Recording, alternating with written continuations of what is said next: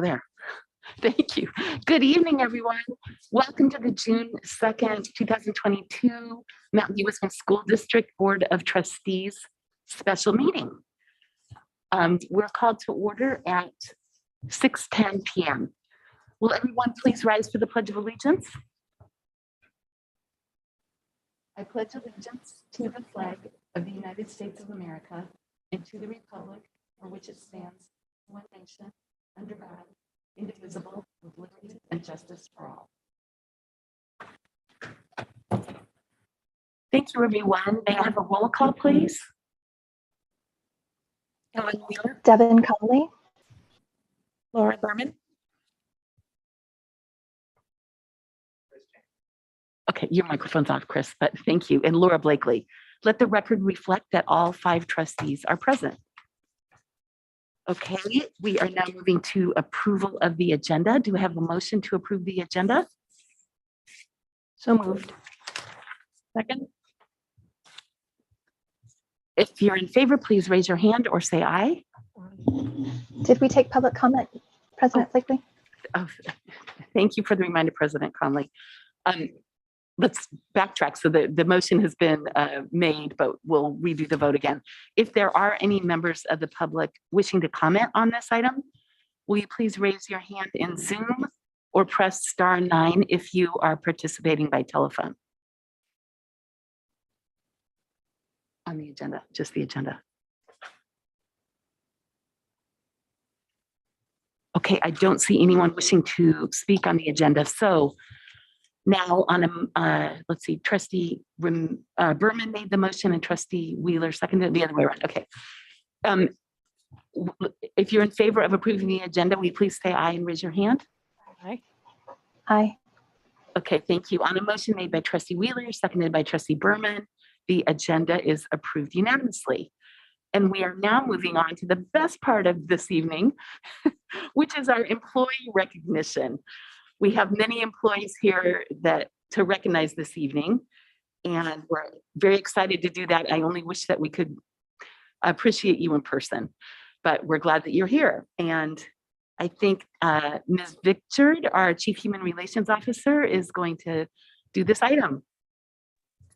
Thank you very much. And this is always one of my very favorite meetings of the year to recognize our folks. So for those of you who are here to be recognized as retirees, I'm going to start with our retirees. When I say your name, please feel free to turn on your camera so we can see you as we talk about you and recognize you. And then you can go ahead and turn your camera off once we have shared your information and we go on to the next, okay? Thank you so much. So this evening, I really would like to honor the district employees who have decided to retire during the school year and really thank them for their many years of service to the children in our school district. And so I would like to begin with each one of you. I'm going to just read a little bit about you so that everybody knows who you are and the service that you've provided. And then we will applaud you all together at the end, okay? All right, our first retiree of the year is Edna Boardman, who is a preschool instructional aide at Latham Preschool. Edna started her career at Mountain View Wisconsin School District as a special education IA before transferring to the position of preschool instructional aide, where her son had previously attended. She was very engaged and inspirational as a parent and equally engaged as an inspirational staff member. Her positive attitude, wonderful sense of humor, and dedication to the students and their families will be tremendously missed. Edna, after your 15 years of service to our district, we wish you endless joy and amazing adventures in your retirement. Thank you so much. All right, next I would like to honor Patricia Bocio de Golasso. Patricia, I'm so sorry that I always mess up your name so badly. Patricia has been described as a lifelong learner. After being hired in 1995 as a 4th grade teacher at Slater Elementary, Patricia transitioned to Landals for the 1996 school year. At Landals, she taught 1st, 3rd, 4th, and 5th graders. In 2008, she decided to move to Bubb Elementary, where she's worked with the 4th and 5th graders ever since. At any grade level or school, she has committed to learning everything about the curriculum and new strategies to help students be successful. She's a positive support to the kids and the adults alike. Her colleagues note her commitment to supporting student learning, a positive can-do attitude, and a beautiful spirit that will be missed. Patricia, after your 27 years with the district, we wish you all the happiness in the world, and thank you very much. All right, next I'd like to recognize Grace Chavez. Grace joined the Mountain View Wisman teaching team back in 2007 as a 2nd and 3rd grade combo teacher at Castro Elementary. Grace taught primary grades and intervention at Castro until 2020, when she joined the teaching staff at Vargas. As a 1st grade teacher, Grace's passion for teaching was matched by her passion for science.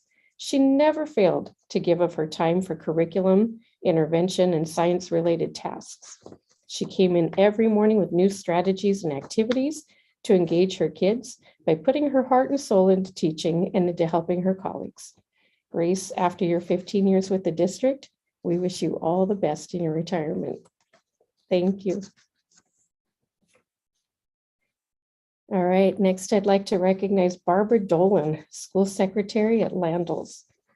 Barbara has been an integral part of the Landals community for 25 years. Starting as a parent volunteer and leader of the Copy Center, Barbara then went on to become the school secretary. She was often praised as a role model for both staff and students, as she treated everyone she interacted with in a patient and pleasant manner. Barbara, we thank you for your hand in making Landals Elementary the welcoming and wonderful place it is today.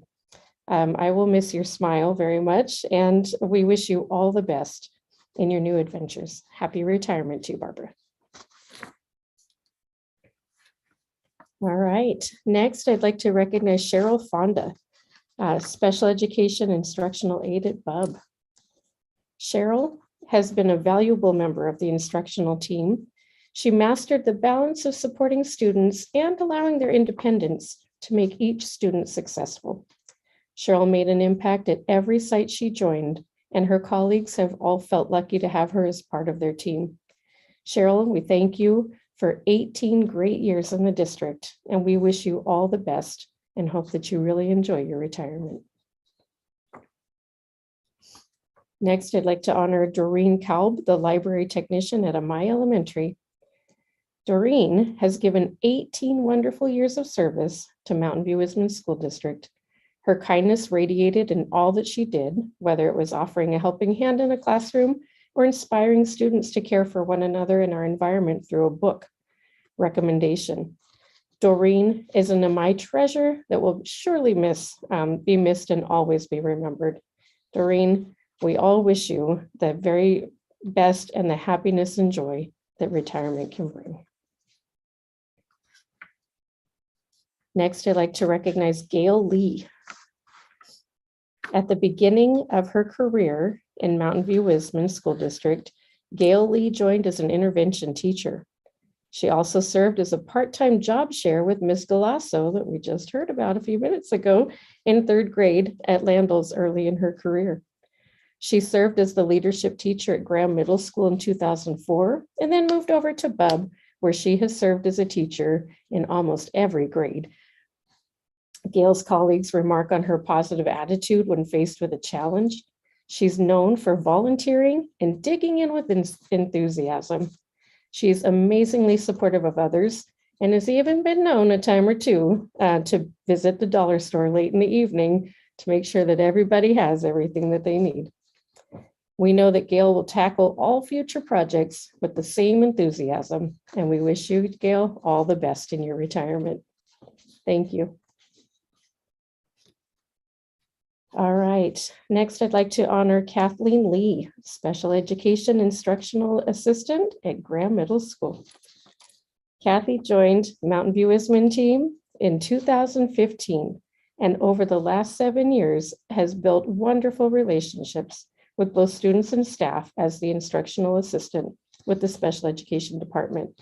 Her dedication was displayed in her kind manner with students and her initiative to train staff on learning strategies to achieve student success. She has dedicated her time to working with students in reading and researching and learning about reading development in students. Kathleen Lee, you will be greatly missed by so many, and many congratulations to you in your retirement. Thank you. All right, next, I'd like to recognize Holly Leonard, who is a special education instructional assistant at Therakoff. Holly has served as a pillar of support to the Therakoff community in many capacities over the last 19 years, including as an instructional assistant and newcomer support. Holly's dedication, sense of humor, and kindness, coupled with her fierce commitment to seeing each child succeed, serves as an inspiration to the team she works with. Holly, you embody everything that makes this district amazing, and you will be dearly missed. We wish you all the happiness and many adventures in your next chapter. All right, and next I'd like to recognize Linda Lopez. Linda Lopez joined Mountain View in 1996 at Castro Elementary as a kindergarten teacher in the dual immersion program. She then moved over to what was then Huff, now MI, in 2003, and has been there ever since. Linda has been described as a breath of fresh air. She is always kind and cheerful and always willing to chat about school or adventures and challenges. Her upbeat personality and infectious laugh made working with her a true joy. She's an art lover to the core, and it has always been so easy for her to instill that love of creating beautiful things with her students. One of her greatest traits has been described as her boundless positive energy. We have all experienced that enthusiasm and smile and joy. Linda, you will be greatly missed, and we wish you all the joy and happiness that your future has in store. Thank you.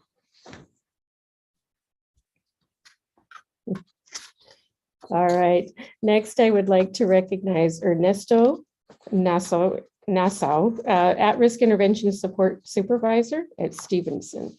And Ernesto, I think I just did terrible things to your last name. I apologize. Ernesto has been an incredible support to Mountain View Wisman students, families, and staff over the last 10 years as both a school and community engagement facilitator and an at-risk intervention supervisor. Whether at Castro, Graham, or Stevenson, Ernesto has placed students at the heart of his decisions, and we are forever grateful for his many enduring efforts to make a positive difference in the lives of others.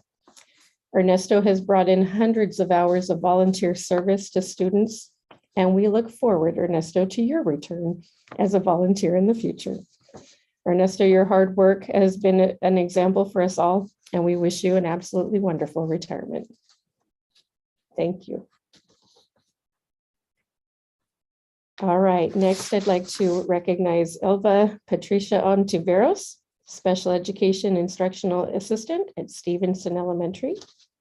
Thank you. Patricia joined our district in 2000 and over the last 22 years has continually provided a superior program for students with special needs. Her cheerful attitude created a supportive environment in the classroom, helping each student meet their goals. Patricia, you have had a brilliant career, and we are wishing you a fantastic retirement. Thank you very much.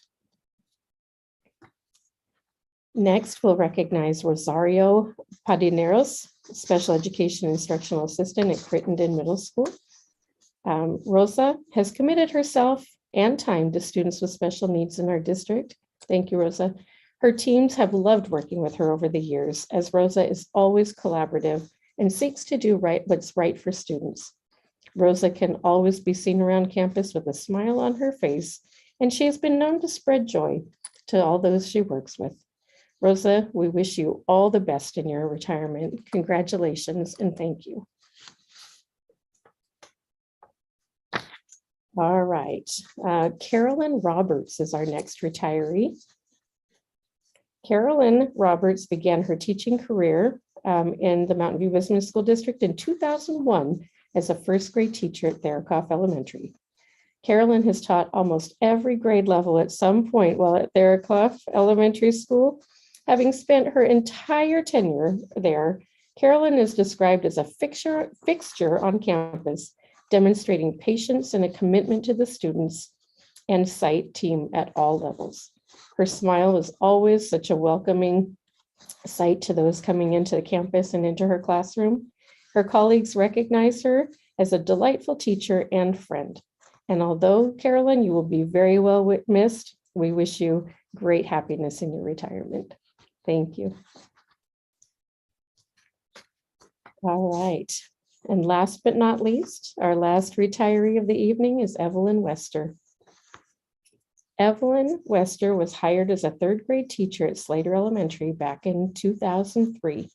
In the fall of 2006, Evelyn moved to Landals Elementary, where she has remained to finish her teaching career. While at Landals, Evelyn has taught second, third, and fourth grade classes. Her love of music and art was always evident in her classroom. Her care about the success of students has been evident in her daily work, her thoughtful questions about instruction, and her attention to detail. The Landals community and the Mountain View Wisdom School District are grateful for her 19 years of service, and we will certainly miss Evelyn. We wish her all the best in her retirement. And this evening, I just want to just share the, I don't know if you can see this, the stars of recognition for all of our retirees. These are engraved with each of your names and your years of service to the district. Those will be delivered to you tomorrow so that you can take those home and display them very proudly somewhere in your home, in your retirement. And so tonight I ask the Board of Trustees to please recognize and honor the district retirees as presented. Thank you. And thank you to all of you retirees and all the many years of service you've shown to our kids and the dedication. We will miss each of you. Thank you. Is there a resolution? No resolution. So just, you will live on in our hearts. And then we hope we bump into you at the grocery store and enjoy your retirement. Okay, we'll move on to recognition of years of service. Ms. Victor. All right, thank you. So it is a pleasure this evening to recognize employees of our school district for their years of service. The employees' years of service will be recognized at 5-year increments, beginning with 10 years of service. And I just want to make sure everybody knows that your year of service pin will also be delivered to you tomorrow. So I will read off the names of each person and the years of service that they've had, and then I will see you tomorrow with your pins. Wear them proudly, please.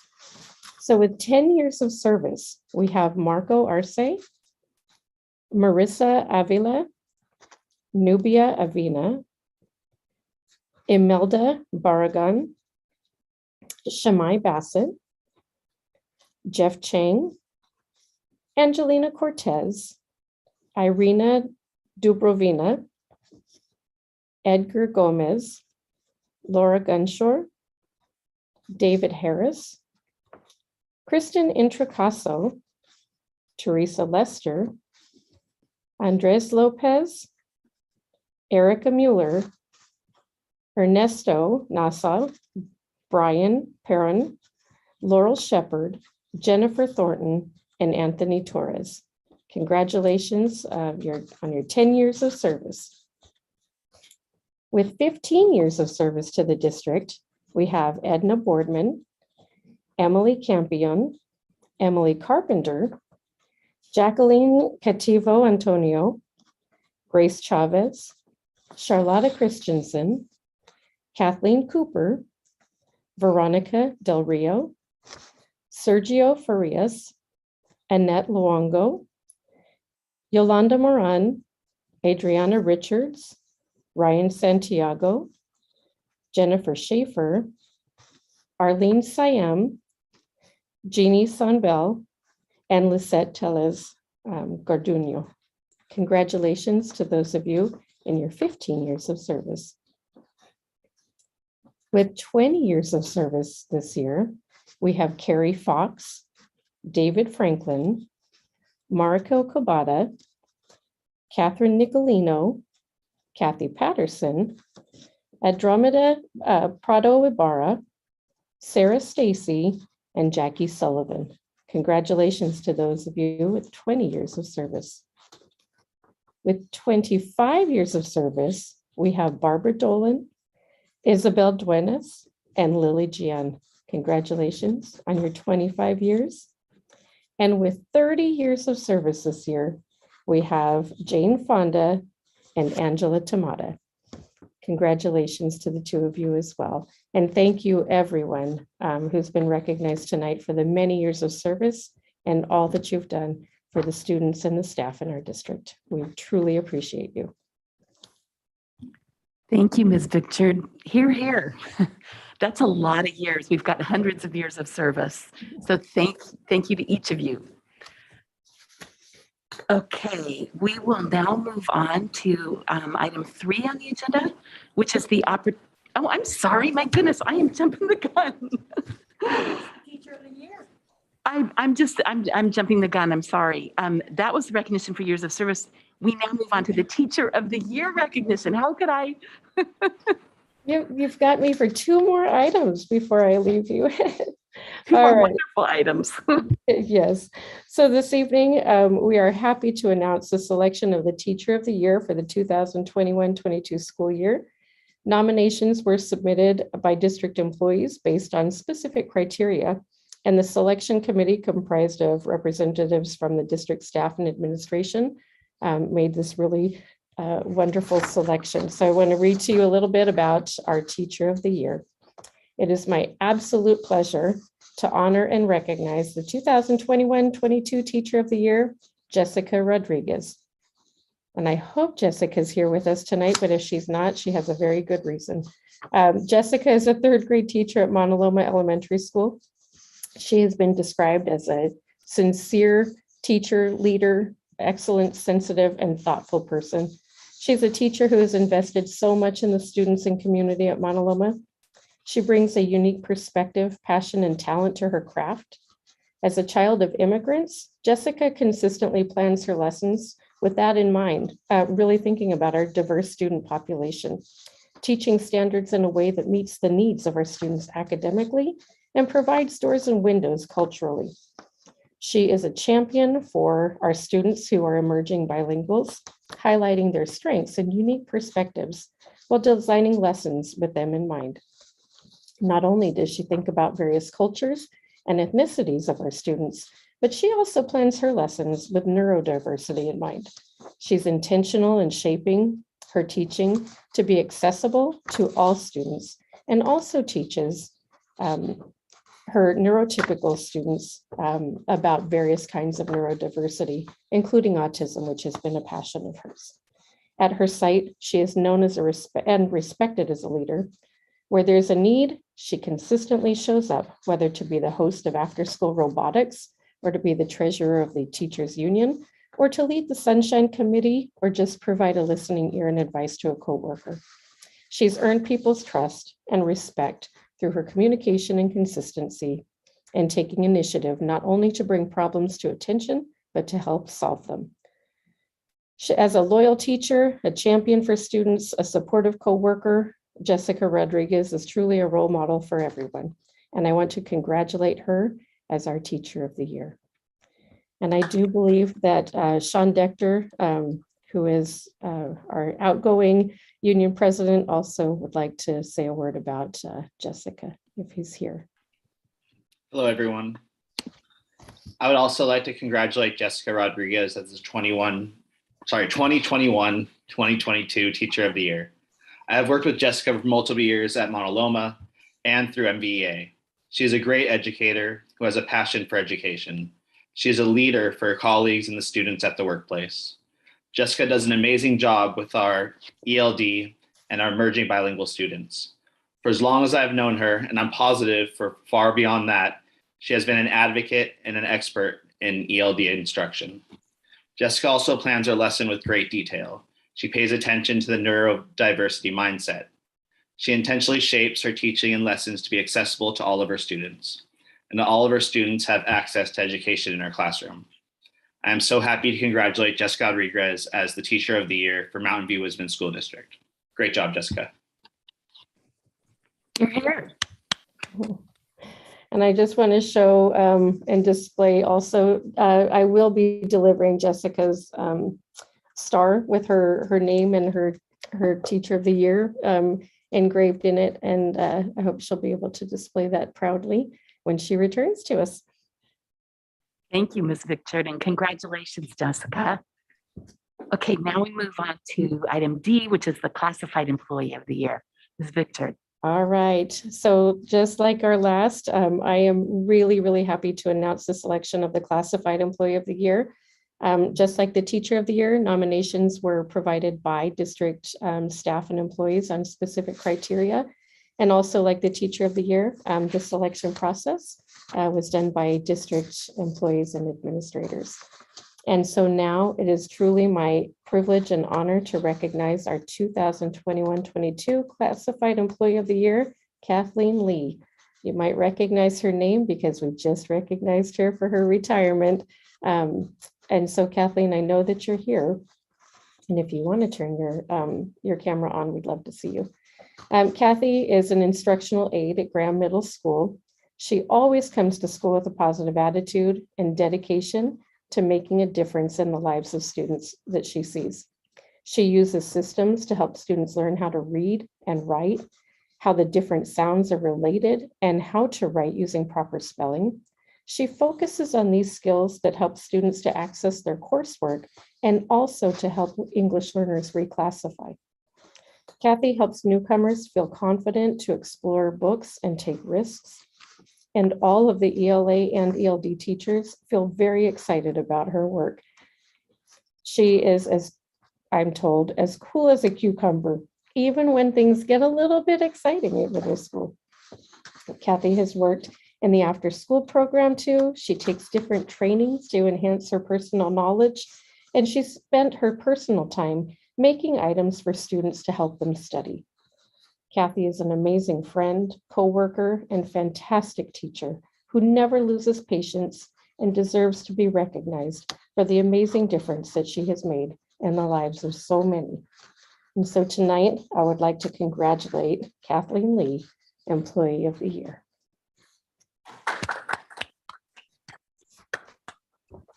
Congratulations, well deserved. We really appreciate all that you've done for our kids, and we appreciate the letters that you wrote to us recently on dyslexia. So thank you. Okay. Did anybody have anything they wanted to say, trustees? No? Okay, just kudos to all of you. All right, now we will move on to item 3. Sorry, I jumped the gun earlier. This is the opportunity for members of the public to address the board concerning items on the closed session agenda. If there are any members of the public wishing to address the board on closed session agenda items, will you please raise your hand in Zoom or press *9 if you have dialed in.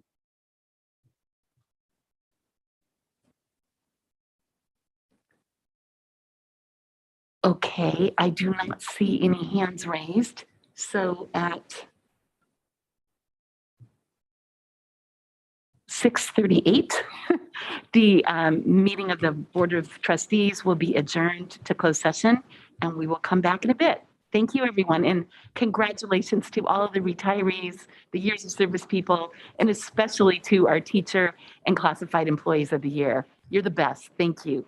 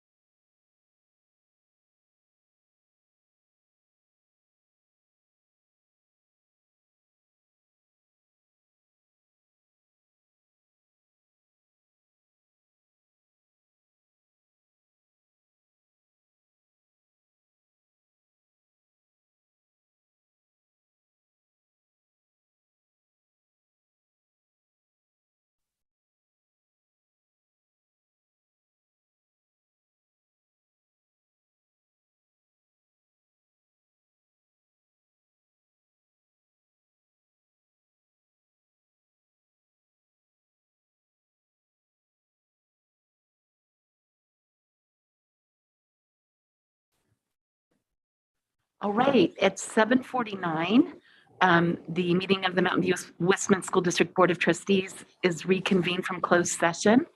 And I would like to report that no action was taken in closed session. And now we will move on to item 6, the consent agenda.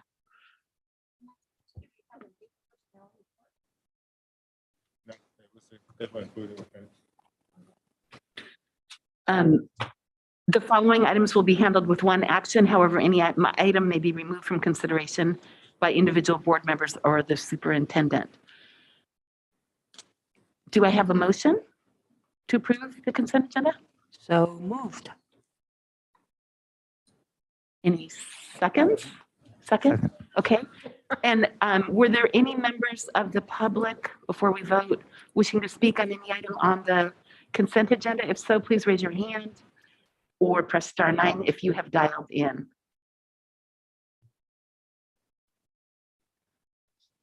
All right. On a motion made by Trustee Wheeler and seconded by Trustee Chang, if you are in favor of the motion, please raise your hand. Okay, the motion made by Trustee Wheeler, seconded by Trustee Chang, the consent agenda is unanimously approved. And now we'll move on to item 7. I'm really having fun tonight. Item 7, communications. Are there any members of employee organizations here that wish to speak to us this evening? If so, please raise your hand in Zoom or press *9 if you've dialed in by phone.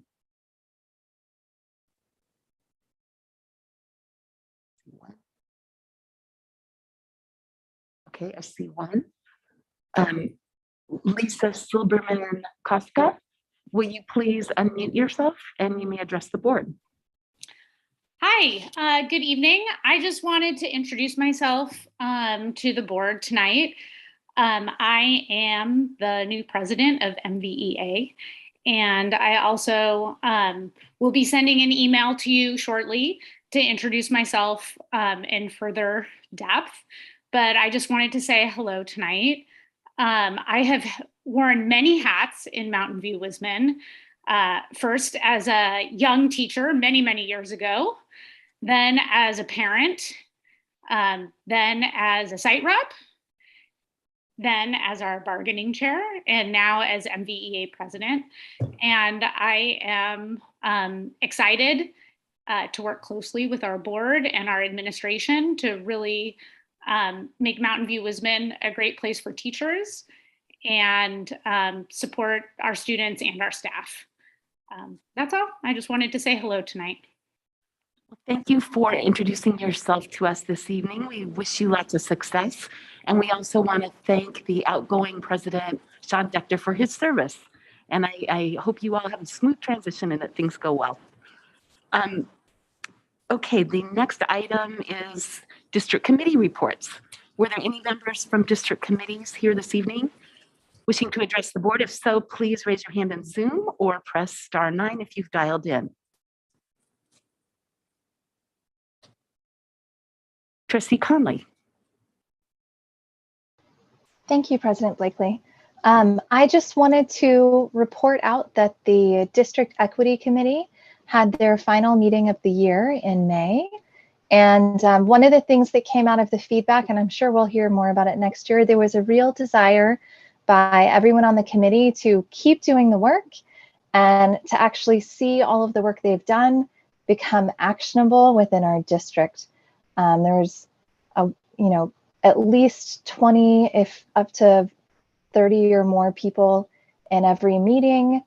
And people were really committed to, I think, some very hard discussions and learning together. And we look forward to next year, hopefully expanding the District Equity Committee. So if there's anybody who would be interested in participating, please reach out to Megan Henderson, our Director of Equity, because it's something that, the more the merrier in that work. So thank you. Thank you, Trustee Conley, to you and to Director Henderson and to all the members of the committee who've been working so hard this year. And I'd just like to take a moment to thank the members of all of our district committees at the end of the year. You've all done a lot of work for our district. We couldn't do it without you, and we really appreciate your participation and contributions. Trustee Berman. Thank you. I just wanted to thank all the principals for coming to our final DLAC meeting recently. They all had an opportunity to share some of the wonderful things that each of their school sites has implemented throughout the year that has made a tremendous impact on the academic learning and the lives of their English learners. And they had so much to celebrate. So we had a terrific meeting, and thank you to all the principals that were able to share. You're here. Thank you. Trustee Wheeler. Yes, while everyone is reporting out, Board President Blakely and I are the board reps to DAC, and DAC just met last week or something like that, and thought there was good representation from most of the schools and good participation by the committee members. And you'll hear they were responding and asking questions to two of the items that we're going to be hearing tonight. So, and I'll also mention that Assistant Superintendent Bauer asked for questions, and then she wrote out answers to all of the questions, and those are in I don't know exactly where it is on the district website, but I thought it was a good use of process, making use of the committee, and then Ms. Bauer responding in written form to answers. So there's that. Thank you. And for those who didn't know, the DAC is the District Advisory Committee. I think the members are mostly one site council representative from each school site. And yes, it was a very hearty meeting with good feedback. Thank you. And like I said, I know there are a number of other committees, so thank you to all of you. All right. Now we move on to the time for you to make comments, Dr. Rudolph, superintendent's comments. Yep, just so you know, the answers to those questions are on under the LCAT page. So we always post those there.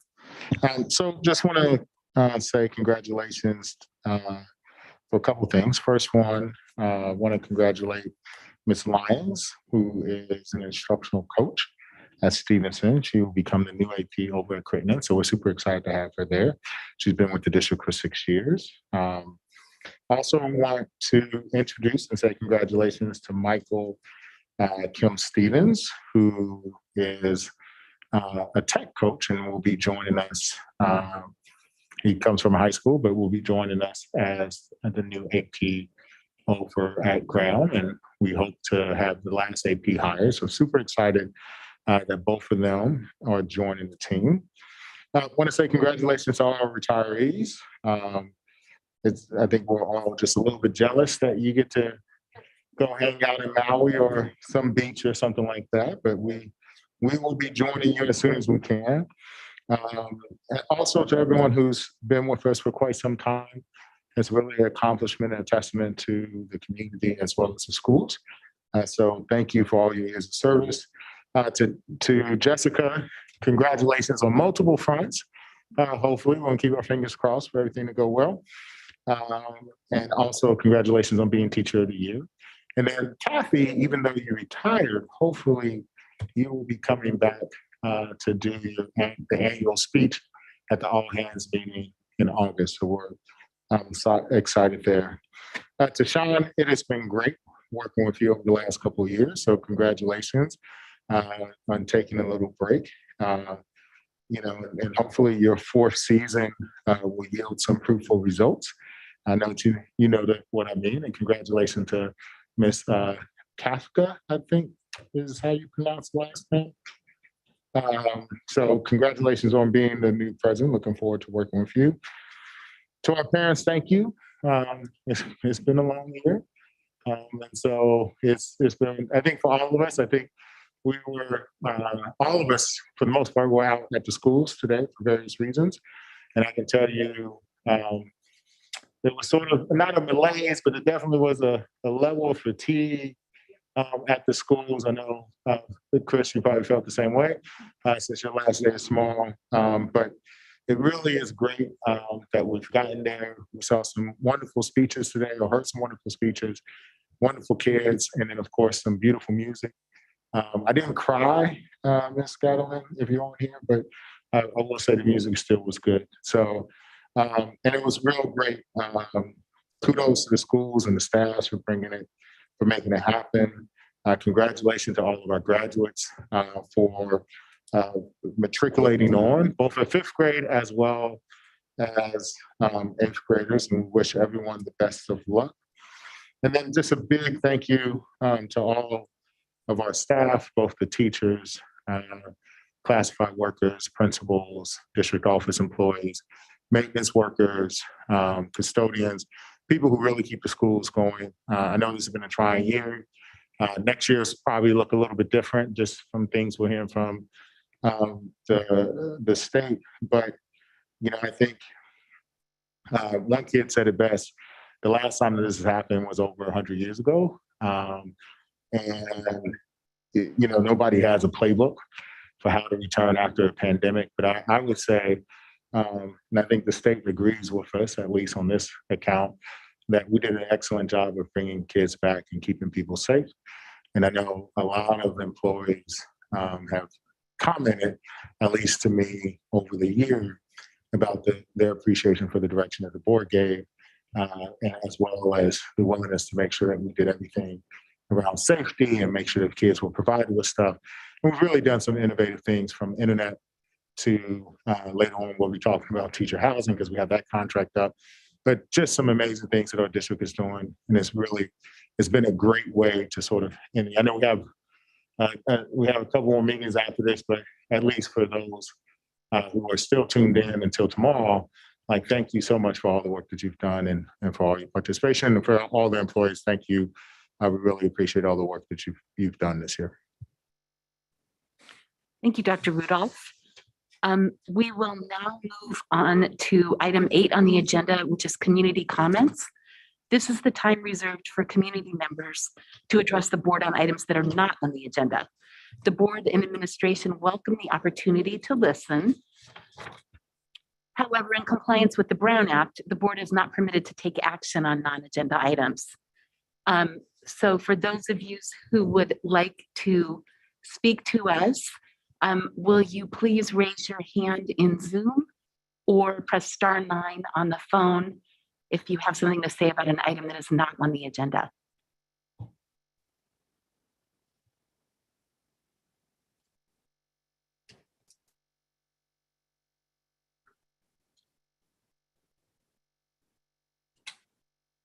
Okay, seeing none, we will move along to item 9, review and action.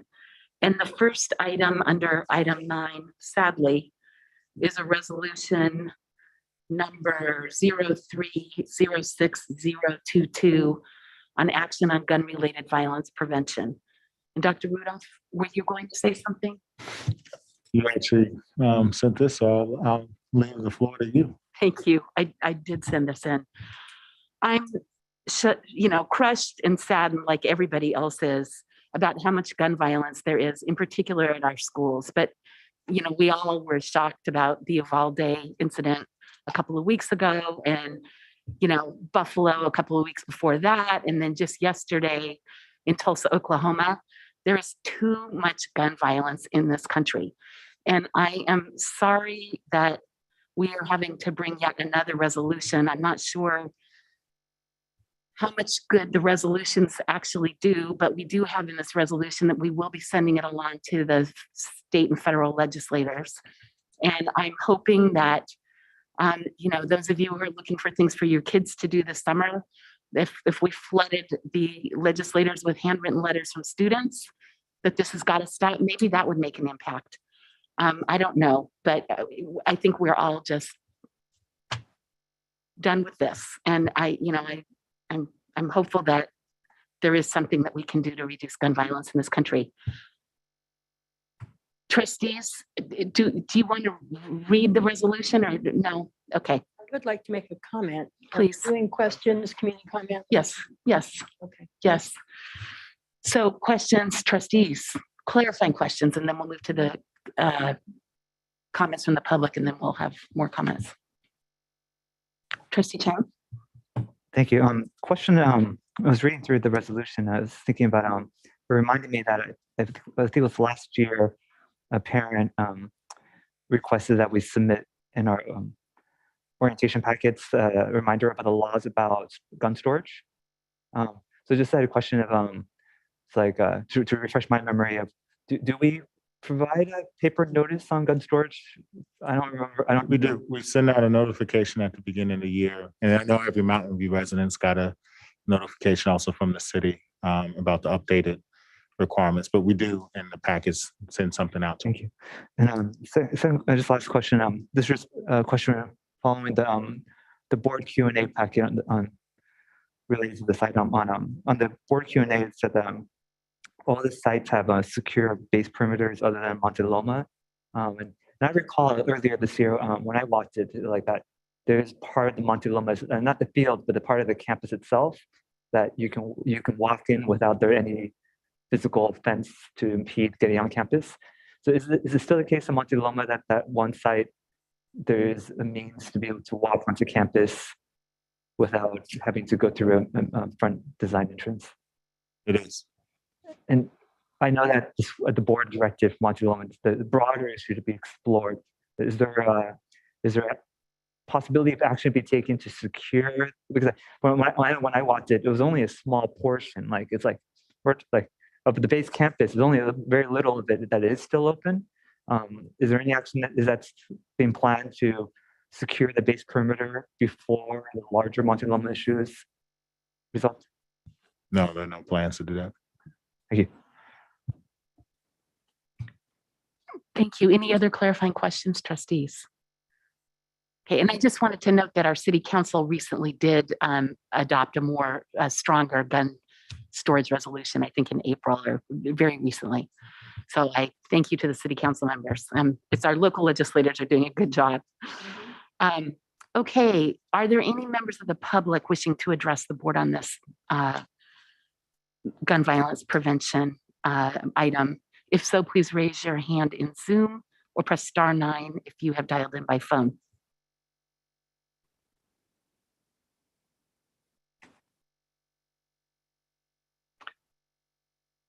Okay, seeing none. Trustees, comments? Trustee Wheeler? Yeah, I just want to point people's attention to the speech that President Biden made today about gun violence. And he made specific, aside from the big item of trying to get rid of assault rifles and ammunition, he pointed to and recommended some smaller specific items that could make a difference in this entire conversation. So I encourage everyone to take a look at that speech. Thank you, Trustee Wheeler. Trustee Chang. Thank you. And thank you, President Blakey, for taking leadership and bringing this issue to the board in the resolution. Separate, not a suggestion on changing this resolution, but something just as a discussion item for us. In California, we have thankfully, we have quite strong gun laws relative to other states. But the one policy that's been explored on the state level, and it's one where I wonder if board members have opinions, particularly since we have Trustee Connolly who serves us on the CSBA on the state board. There's been discussion in the past of whether teachers should be on the list of people who can recommend for people to not be able to buy guns. So the red flag. So in California right now, if you are involved in domestic violence, we have certain legislation, some of the strongest in the country, that you can be prevented from accessing guns based on your actions.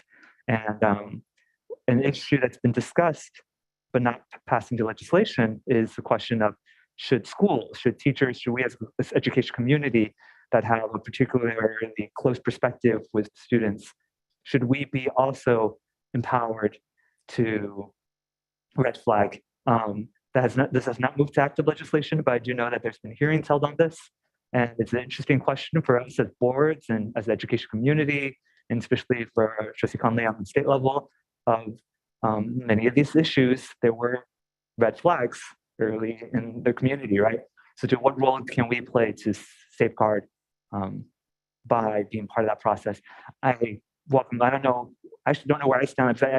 As an educator, I can find also, it's like that's a lot of, that's not my wheelhouse, right? To make that kind of determination. So somebody losing what at this moment is a right, but I don't know. I put that out there. Didn't know if board members have thoughts. One thought I have is raising the age limit to purchase guns, and the students in our schools, in our schools are like 14 is pretty much the maximum age. And so I think it might be premature. Some kids might have impulse control issues when they're younger, but things settle down by high school. So I think just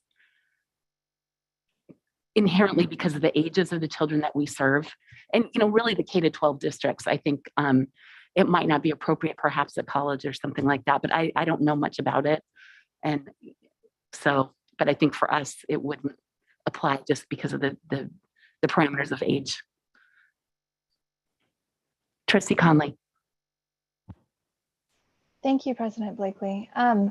Trustee Chang, when you talk about discussion at the state level, do you know the Assembly bill or Senate bills that what those numbers are? We can talk offline. And yeah, I can say that anyway. I don't know if these are some in the past years, so I don't know if they're like it's people still, live, but you know what?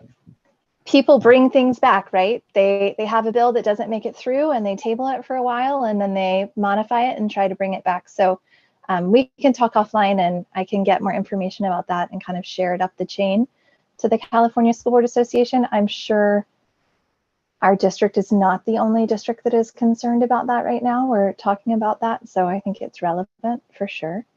And then, I want to thank President Blakely for swiftly bringing this resolution. I agree, just passing resolutions feels powerless, but at the same time, it is one of the ways we can give voice as a public elected body to the pain and the anger that we are all feeling about this. Last week when the shooting happened, that same day my child was sent home from school not feeling well and tested positive for COVID. And I actually had the terrible thought of, thank goodness I can keep him home tomorrow. Because I know as a parent, sending your child to school immediately after something like that is a special kind of horror. And I don't want any of our families or our children to feel that across our country. But I appreciate all of the work that our district has done around safety planning over the years. And, the fencing that is put in, the locks that are going in, the identification systems, the cameras. I'm glad that we have been working on that one small piece. But quote unquote, hardening school campuses or red flagging people, I don't think is a solution by itself. We need to get these weapons out of the hands of the public. They do not belong in a person's home or available to anyone who wants to go in and buy them. So I really appreciate the strength of this resolution, and I am very, very happy to pass it tonight. Trustee Berman. I was also reminded, Trustee Chang, about the resolution around this time last year around preventing gun violence. And, we passed a resolution and spoke about, securing guns in the home. And as we go into the summer, when children are at home, I know that the purchasing of guns really went up during the pandemic. So hopefully anyone who's listening, who owns a gun or knows someone who owns a gun, please remind others to secure their guns at home so we can all have a safe summer. Good message. Trustee Chang. Thank you. This is a comment also related to the question and answer that was in the online for this board meeting. There was a question was submitted that I was asking about how can we use our updated cameras to get situational awareness of our campuses? And that was the answer there said that our board policy that we passed on cameras prohibits a live observation of the cameras. And I would encourage our board to maybe revisit that issue, because I think that the seed of that came from the concern of the community of them being watched live during non-hours in parks and things like that. That's feedback. But the way our board policy is on cameras is that it's actually, and this isn't a Q&A, like we pretty much have prohibited our school site staff to be able to do like live display of the camera feeds to get a situational sense of what's going on in their campus. And I know for myself, I'll speak for myself, that was not my intention when I looked at that policy. So this idea that the policy may not be able to basically, like, despite these are, current generation cameras, our board policy prohibits district staff from being able to set up, camera monitor in the office to be able to see if people are walking on campus. Like we can't, we as a board with policy that prohibits live observation of new cameras we'll be putting in the district. And I just think that's something we need to revisit that, because I know that wasn't my intention. Well, it said unless an emergency is taking place. And I think, I don't know if we've drilled down to characterize what's an emergency, but if there is some strange person that the principal doesn't know of on campus, I think that would probably count as an emergency. How do you know if there's not a live stream? I mean, like I'm used to campuses where in New York City, we had metal detectors and cameras. Front of the desk, I had 12 officers in my building at Stewart Park High School, and the police had, and I'm not saying we want to be there, but I'm just saying, that was 10 years ago, and they had a footage of all of the camera feeds in the building. So that 10 years ago had that. I'm just surprised that our board policy will prohibit our district staff from being able to have a live feed until something happens. I think it's a balance, but Dr. Rudolph, were you looking up what the policy said? Yeah, I just pulled it up right here. So it says the superintendent or designee may authorize monitoring of live feeds from district surveillance cameras if a dire emergency is present, and then it identifies what a dire emergency is. Incident creates a clear and present danger of psychological harm. The incident or threat is ongoing and continuing in nature, or the nature of the incident is of such magnitude that an immediate call for law enforcement or other public safety personnel is warranted. And then it's only viewable in the presence of the superintendent, designee, and public safety personnel. And wasn't that recommended by council, or where did we come up with that language? I thought it was this sort of balance, trying to find the right. Yeah, I think it's a combination of both CSBA as well as legal counsel. We can go back to DWK and ask them their perspective if that's what a majority of the board wishes. Is it the case that in our current language, it is the case that prior to an incident happening with our current language, it does not lend itself to your school site office having a monitor with all the camera feeds, right? Correct. And I'm just saying, from my world of schools I worked at, most of the schools I've worked at that had cameras have had, the screen where you have all the displays. And these days, the software is so sophisticated that, it can set up that, the screen pops up, kind of like the way Zoom notifies when somebody's microphone goes off. The cameras go on and say, somebody's not supposed to be in this hallway. Somebody's not supposed to be walking down this field because it's not recess time, something. And it brings it to the attention of the staff. I mean, a lot of us have this in our own home security cameras, a lot of this AI software. So the policy, the way it's said, seems to be very reactive. When heaven forbid, if that just sounds for something like this, it'd be after the fact. So thank you. Thank you for your comments. Trustee Wheeler. Yeah, so you asked, is there a majority of the board that's interested in exploring this further? I think I'd want to have some time to reflect on it. I don't want to be asked to make a decision about this tonight. Tonight is for this resolution, and I would like us very much to pass it. Thank you. And I just wanted to add one other comment. When Trustee Conley was speaking, that in terms of just historically, when Park Lane happened in 2018, we did hold a town hall with officers from our police force and other teachers, and we had some information on the website. is that still, I know the town hall It tape is is. still, Yeah, it's so accessible. so there's some information also on the website if people want to look. And that's sort of what prompted, I mean, when we were doing the, going out the community outreach to figure out what the bond measure, what our strategic priorities should be, and then what the bond would pay for. You know, a lot of the fencing and things that you mentioned sort of were an outflow of that. And I will just say one last thing. Some people weren't in favor of the fences and stuff, but when you look at moms demand action, students demand action, every town, they all say that some security measures are helpful, but the most important thing is mental health issues and, you know, gun control. So, and we do a lot with mental health. And so I'm glad, in fact, that's coming up, or at least wellness is coming up later on the agenda tonight.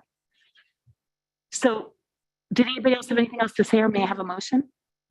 Well, I just have a clarifying question. So with this, so Trustee Chang, would your request then go in as a future item that you would want us to consider, just not have a conversation now? Is that Well, how we're I'm gonna not asking proceed? for us to take action on it. We can't even take action. It's not on our agenda, but it was Okay. just part of this discussion related to this resolution. Got it. Thank you. I Um, just wanted to clarify where it'll belong eventually. So there is, when we get there, there's actually a request for a future action around gun violence and security upgrades. So I think that's as you debate or discuss, I have discourse about whether this item should be agendized and talked about, I think that would be the appropriate time. Thank you, Dr. Rudolph. So do I have a motion? I make a Yes. motion. Thank you. Make a motion to approve resolution number 03-060222, action on gun-related violence prevention as presented. Second. All in favor? Oh, no, we already took public comment. I'm sorry. All in favor, please raise your hand. Thank you. So on a motion made by Trustee Conley and seconded by Trustee Berman, the resolution number 03-060222, action on gun-related violence prevention, passes unanimously. Thank you, trustees. The next item under 9B is the second amendment to reimbursement agreement between the district and Mountain View Owners LLC for the district employee housing project. And I think that's you, Dr. Rudolph. It is. So in addition to promotions and retirements and years of service, it is a good day to bring the Second Amendment for reimbursement. This information has been uploaded to the website. Our lawyers and MVO's lawyers worked on it all the way up until this morning to get it done. So what this agreement does, we still have we have another agreement we'll bring back probably at the next board meeting because we are just wrapping up a couple things. But what this new agreement does is it sets the actual fixed cost and the maximum purchase price for the district. As you know, costs continue to escalate. And because we use prevailing wage as a district, our costs are a little bit higher than what the traditional cost would be if you can't use prevailing wage. And we're fortunate that MVO was able to find a contractor who could do both prevailing wage as well as build the rest of the building. And for those who don't know, if you go over to 77 Middlefield, it is moving fast. They are currently digging the garage, which means we're going to be coming close to having teacher housing within the next probably 16 to 18 months. I know we're going to plan a groundbreaking in the fall, but this is a big step. So this master agreement, just for those that it was added, sets the maximum price for pre-construction, total design, as well as construction at $84 million, close to $85 million. It is a little bit higher than what we anticipated when we first started this project before the pandemic. But I think we all know that there's been multiple factors that have created supply chain issues. And luckily, MVO has been doing things to sort of reduce the cost, like purchasing wood up front and storing those in warehouses, as opposed to waiting until this moment to do it, which allows us to activate just a little bit better. But this is an important agreement for us to have today, because if we go past the 10th, the cost will increase a little bit more. And then I think, the board is going to have to make some decisions about it. There is enough money to pay for this that we've already sort of determined. Our original estimate was around 60 to 65 million. And we know that we have one project at least on hold, which is around 30. So we're right at that maximum amount without having some other impact on another project. So I present this to the board so that we can get it approved and set the maximum guaranteed price for our 144 unit teacher housing project, teacher and staff housing project, which will create extremely affordable housing for our employees in this district at a almost an absurd, from Bay Area standpoints, almost at an absurd amount, which is more reflective to the communities and neighborhoods that I lived in back on the East Coast, where a 1 or 2 bedroom apartment was closer to 1,000 to 1,300. So this is a really, and I'm not saying what the prices are because we'll have to set those in the future, but what I am saying is that this is a big moment for this district, and it really sets the tone for what this board has been trying to do, at least since I've been here. Regardless of the iteration of the board, this is similar to the standards movement that is extended through multiple Congresses and presidents. This is similar, right? This teacher housing has been something since I've started with multiple board members, either on or off, and coming back.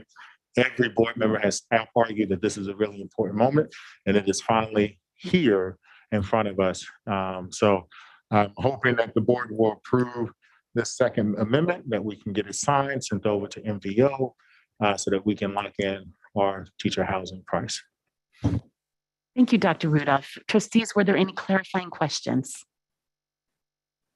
Okay, I'm going to turn it over to members of the public. If you wish to speak to the board on this teacher housing contract item, will you please raise your hand in Zoom or press *9 if you are participating by phone? I see one hand up, and I'm going to give it just another moment.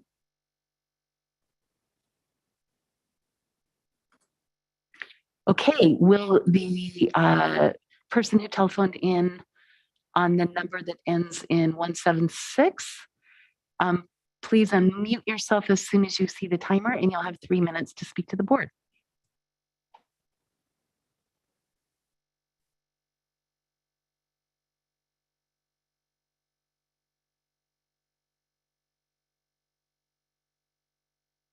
I guess I'm unmuted now, President Blakely. This is Stevenson. Yes, thank you.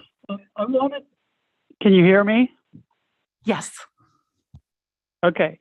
I wanted to note that this is going to be one of the largest contracts you're ever going to sign on the bond facilities construction. It's for a total of, as the superintendent said, almost $85 million. This agreement has only been public since sometime after noon. I checked just at noon and it still was not available. And it's 8:27 now. So at about $10 million per hour, there hasn't been very much ability of the public to look at this. If it's just being finished, one of the questions is the motion doesn't contain what the GMP is. So I hope whoever makes a motion puts a money value on there, which is, it's unclear whether it's the page 3 final number, which is $780,994.07. That should obviously be in motion. But the question I'm asking is, when is it? This is a change in how the money is being paid and the contract is being done. So has there been a presentation by a law firm that deals with these kinds of complicated issues about what this means for the taxpayers who are going to be putting up this money as they pay bond costs, and for the district in terms of it looks like there is costs for insurance plus bonds, but there's other things that can go bad. So my question is, what's been handled about the board and the public hearing, because this isn't a contract for buying, so it can't be really done in closed session. It's really a public discussion on a real estate contract that isn't buying a particular place, but it's having construction done. So that's what I would like to see from this board.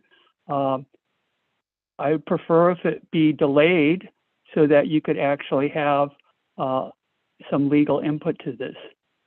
But if not, it definitely should have the total GMP as part of the motion. Thank you.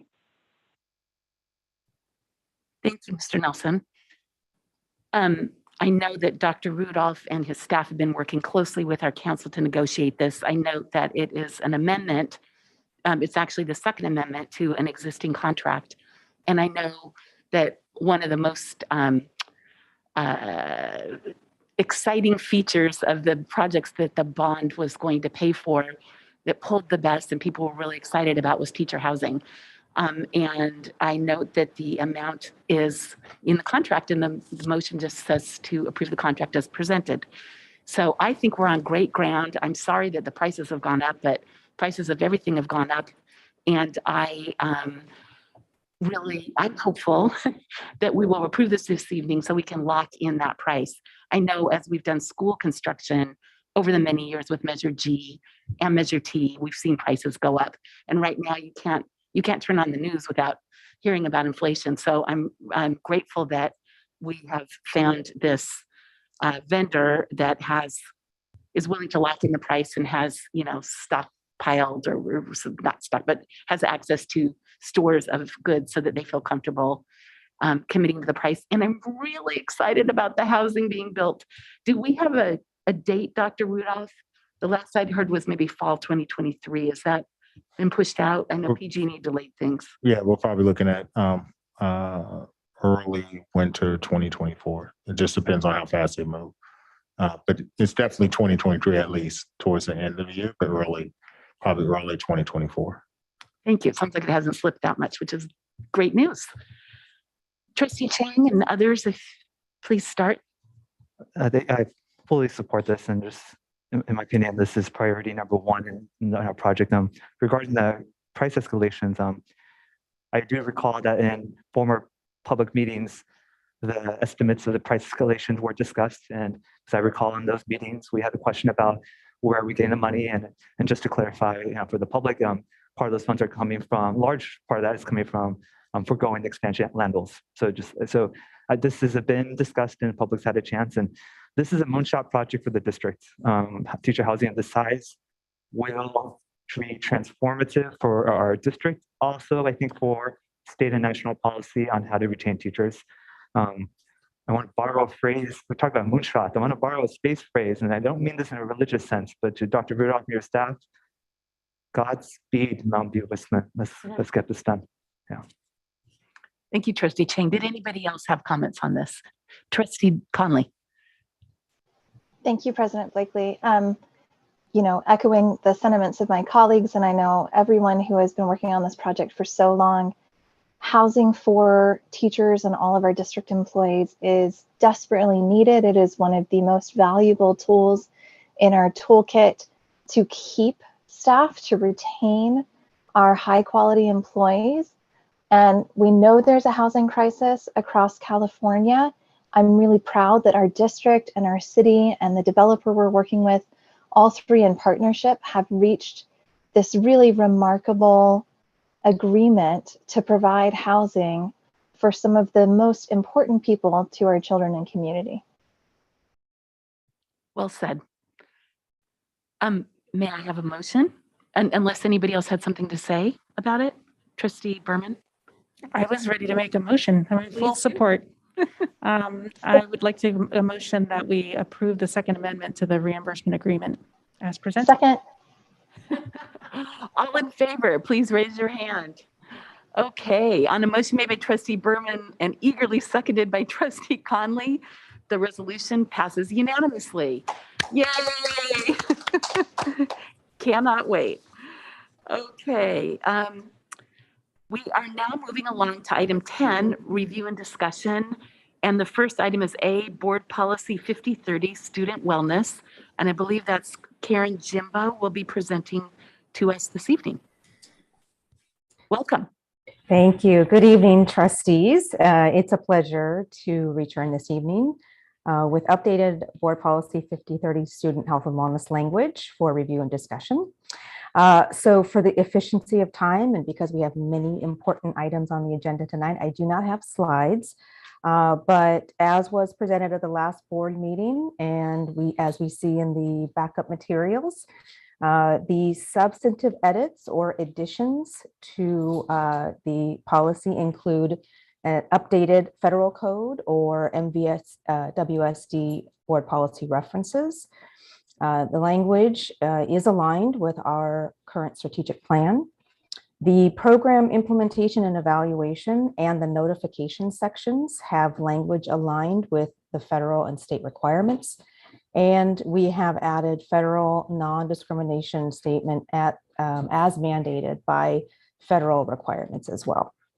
So with that, I turn it back to the board to open up a discussion prior to submitting a final draft for action at an upcoming board meeting. Thank you, Director Jimbo. Trustees, did anybody have any clarifying questions for Director Jimbo?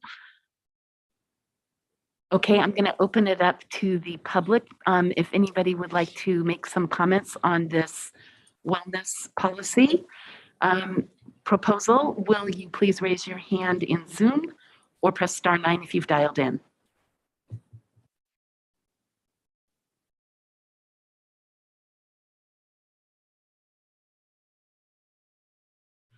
Okay, seeing none. Trustees, Trustee Chang.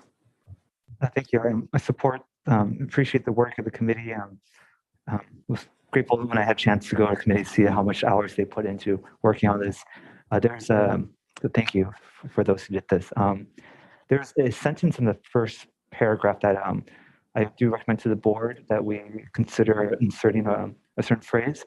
So on the first sentence, in the board policy, the first paragraph is the most important one because for many ways, these policies kind of set the vision for our district, right? And that first paragraph is kind of like the thing that sets the whole board policy. So the wording for that is even more important. In the first paragraph, in the sentence when it says, the listing that the goals of this is to healthy eating, physical activity. The word I'm asking the board to consider inserting is after healthy eating and physical activity, which is the current language, is to add mental health wellness.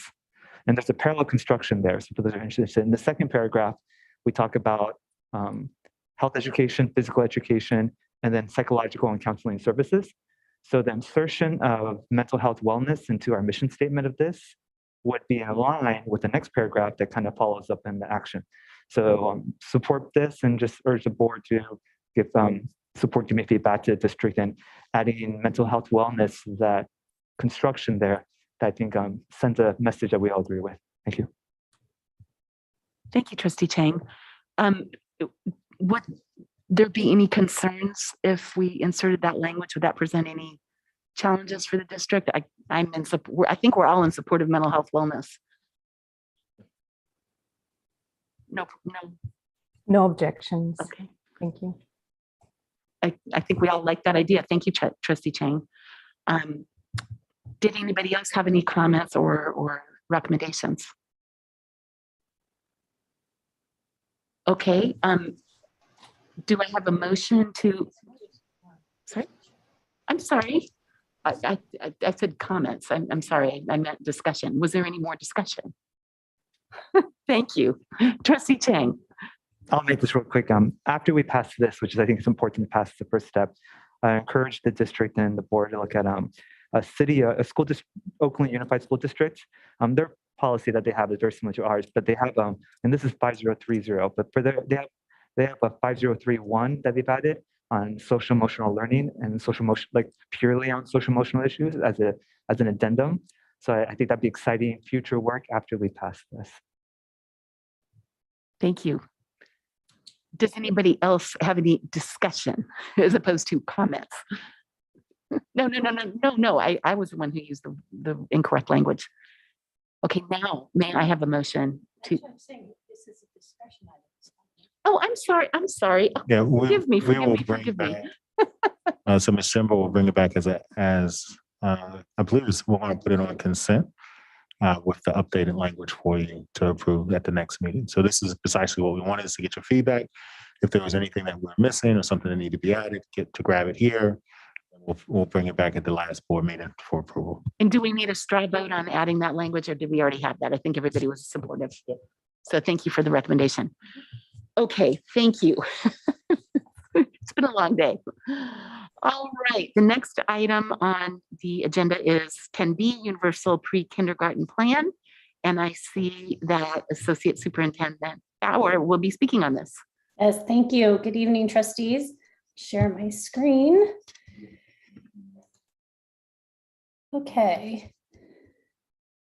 And here we go. So Universal Pre-Kindergarten, I'm happy to be here tonight to present our initial plan with regards to Universal Pre-K. Of course, we're always aligned to our strategic plan. And in this case, we're looking at being aligned to Goal Area 1, Instructional Practices, Goal Area 2, Student Social Emotional Health, and Goal Area 5, Equitable Distribution of Resources. So what is Universal Pre-Kindergarten, or UPK, as it is its acronym and how most people refer to it? It's a mixed delivery system that meets the early learning and care needs of children. And it includes transitional kindergarten, or TK, state preschool, and other state and federal programs. So for transitional kindergarten, we're in the process of expanding transitional kindergarten so that in the 25-26 school year, all 4-year-olds will be eligible to enroll. It is district operated with credentialed teachers. We also under UPK is state preschool, CSPP, which is early learning program for eligible 3 and 4-year-old children. We have an award-winning CSPP program here in our district. And then it also includes other state and federal programs, including things like Head Start and state and federally subsidized programs. So in terms of our UPK plan tonight, I'm bringing to you an initial plan. In order to support districts with costs related to creating a UPK plan, the state allocated funds through the pre-K planning grant. Because we operate kindergarten, we're required to develop a plan for consideration by you, the governing board, by the end of the year. There is an approved planning template, and in order to receive the funding, we have to answer all of the required questions within the template, and then are encouraged to incorporate answers to recommended questions as well. The plan also must outline how children in our attendance area will have access to full day learning programs the year before kindergarten that meets the needs of parents. And I want to clarify, this doesn't mean that we have to pay for the care, but we have to be able to refer families to local providers who can meet their needs. And the CDE in the state is recommending that we partner with programs like ACES, which is funds our Beyond the Bell program, CSPP, which is state preschool, and a new program, ELOP, Extended Learning Opportunities Program. So in our initial plan, we're going to cover these areas and the required questions only. In these areas, I'm going to share the highlights of those for you. And then we'll talk a little bit about why we chose to focus only on the required sections as opposed to getting more in depth at this time. So highlights. So in terms of vision and coherence of our plan, we will be offering transitional kindergarten at one site next year in 2022-23. It will be at Therakoff, and we'll utilize the same full day schedule as our kindergarten classes. We will also continue to offer California State preschool classes at 3 school sites, Therakoff, Graham, and Castro Mistral. And then our focus for next year is really going to be to build out and determine a long-term plan for transitional kindergarten and preschool, which is essentially UPK. We want to have a program that builds a bridge between preschool years and transitional kindergarten and feeds into our kindergarten program. And we want to be able to focus on strengthening oral language and social skills and having students learn important foundational skills to have them ready for kindergarten. Oops.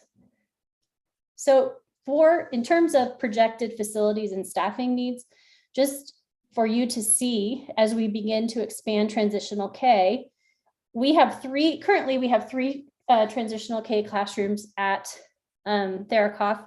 We are right now, we have 125 students enrolled for transitional kindergarten next year, which is essentially 5.2 classrooms.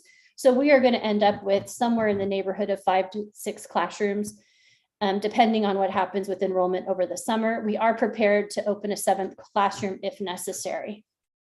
Some things to keep in mind, projecting enrollment for TK can be challenging. It's not required. Parents can enroll in TK, they can keep their kids in preschool, and enrolling in TK is 5 days a week at 6 hours a day, and not all parents want that for their student that's 4. And we experienced this year when we had enough students registered for 4 classes, but on the first day of school, we only ended up with enough students to fill 3 classes. Keeping in mind the student to adult ratio changes in 23-24. So currently our classes are enrolled at 24-2. We have 1 credentialed teacher and 1 instructional assistant. That will have to change in 23-24. We will either have to enroll those classes at 20-1, or if we enroll at 24-1, we'll have to add an additional instructional assistant to meet the ratio. Credentialing requirements also change in 23-24. So teachers will not only need their multiple subject credential, but they will also need either early childhood education units or experience to be able to teach in transitional kindergarten. So we did do some community engagement around what families might want in a 9-hour program for a 3 or 4-year-old student. We asked parents their thoughts. We asked about the type of programming they might like to see, what kind of hours or days they might need, summer care, and what was important to them in terms of a location or qualifications of staff, etc. Oops, I'm sorry. We did gather input from the monthly preschool community meeting, the preschool parent advisory committee meeting, the District English Learner Advisory Committee, and DAC. And we will continue to gather input and engage with local partners as part of our extended planning in 22-23. So we got some interesting feedback. And of course, it was varied. It wasn't completely consistent. Of course, some families thought 9 hours was too long, while other families who are working felt it would be a great benefit. Some indicated that maybe 8 hours would be enough time. Some families expressed that they wanted things in the after-school program to be completely different than what happens in the school day, while others thought help with math and reading would be beneficial. Parents expressed a desire for a quality program that met the needs of the community, and really talked about concerns about the potential impact of UPK on our district's budget and facilities, as well as on local businesses. We have worked, Director Kemper has been working with me on this plan, and we have worked to reach out to some local childcare providers in the area who want to partner with us and are ready and able to support our TK and preschool age families. So there's 4 programs here. We also have resources with the Santa Clara County Child Care Resource and Referral Program and Choices for Children, where parents can actually get one-on-one help to find child care options for them that best meet their needs. We do have Right at School and the YMCA also on our Therakoff site, which is an option for our TK families. And then as we move forward in planning for the ELOP program, TK students identified as unduplicated will be offered free after school care through that program pending approval of our plan. So workforce recruitment and professional learning, we do have enough multiple subject teaching credential holders who have the required early childhood education experience or units to teach all of our 5 to 6 to 7 classes for next year. We are continuing to advise on credential requirements. And we have had some initial meetings with representatives from the Santa Clara County Office of Education to look at how we can partner to provide other services to candidates who are seeking to earn a multiple subject credential. And we've also reviewed and analyzed all of our staff credentials to identify those who are qualified for the TK position and may be interested in TK in the future. We will be providing some professional development. Our preschool uses the desired results developmental profile and ages and stages questionnaire. They will continue to use that, and they will continue to provide PD to their staff and their teachers. And we will again provide professional development on our district TK assessments and report card. We are also very lucky because we have an expert in early childhood education in Denver, and she's going to be providing some coaching for our TK site principal and coach and teachers. And we're going to be focusing on creating developmentally informed environments and effective adult-child interactions with our TKs next year. For curriculum instruction and assessment, the language model that we use is called Structured English Immersion, or SEI. It's the same program we use for all of our classes in our district. Students are provided instruction in English. They are provided integrated and designated ELD, access to grade level academic content. We will be working to adapt any instructional materials as we would in any grade to support students during classroom instruction, as well as provide specialized services and staff to support students with disabilities. And that will just depend on what the student's IEP requires and how they're best supported. Social emotional learning and executive functioning skills. This is a large part of our preschool program. They focus quite a bit on the social emotional piece and developmentally appropriate learning environments, and promoting learning through play, getting kids ready to move from a preschool environment into a more environment. We're going to start with the social emotional foundations for early learning, this C-Cephal pyramid model for our TK teachers and site leaders as a transition from preschool to transitional K. And again, as I mentioned, we'll continue to use our TK formative assessments and report card, but we're also going to start looking at additional observational tools that might be more helpful for our transitional K students and staff. In terms of facilities, we don't plan to displace any early childhood programs that are in place for next year. The preschool will continue to have classes at Therakoff and Graham and Latham, which is Castro Mistral. And again, we are able to accommodate all of the TK students at Therakoff for 22-23. Looking down the road, if the TK enrollment is similar to the high projections, we will need 16 classrooms by 25-26. So we are going to have to do some work to determine where we're going to accommodate and how we're going to accommodate TK students. Our UPK was new, so it wasn't included as we did our last master's facilities plan. So as we update that, we will take into account the need for UPK.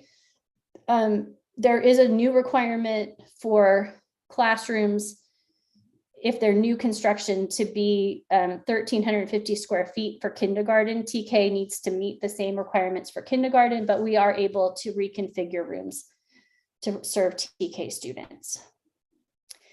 All of our rooms have the adaptive equipment or technology that is needed. And of course, our special education department will work with other departments to provide any additional equipment or accommodations for students as required by their IEPs. And in terms of transportation, we just at this point do not have the capacity to offer transportation for transitional kindergarten students, nor do we have the capacity to offer it to take them from Therakoff to an extended learning care site. So in terms of funding, we've been allocated $183,000 contingent on completing this plan. And we can use it for a variety of things: hiring, recruitment, planning, coordination. But we are not eligible for additional funding for expansion of TK. It is technically an unfunded mandate for us.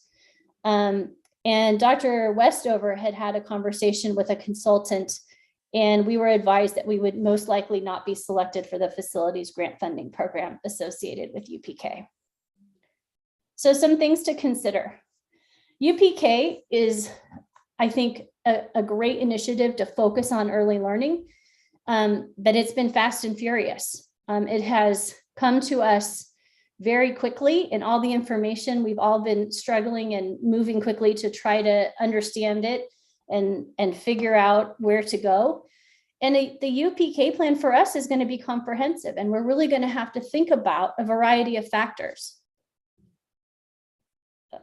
Somehow my computer went crazy. Sorry. Let me find where I left off. You're on slide 25.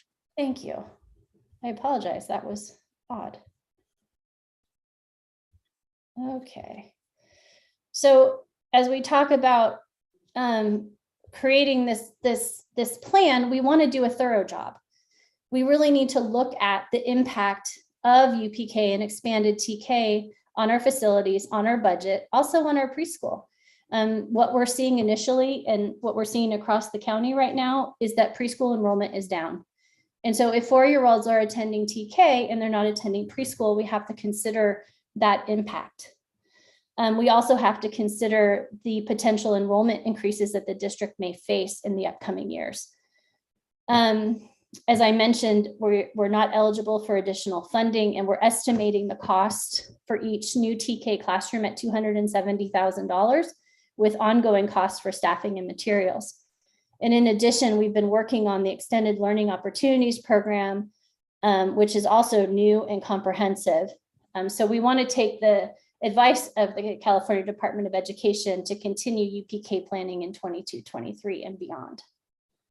So next steps, we are presenting this plan for review and discussion tonight. It is not required to be approved.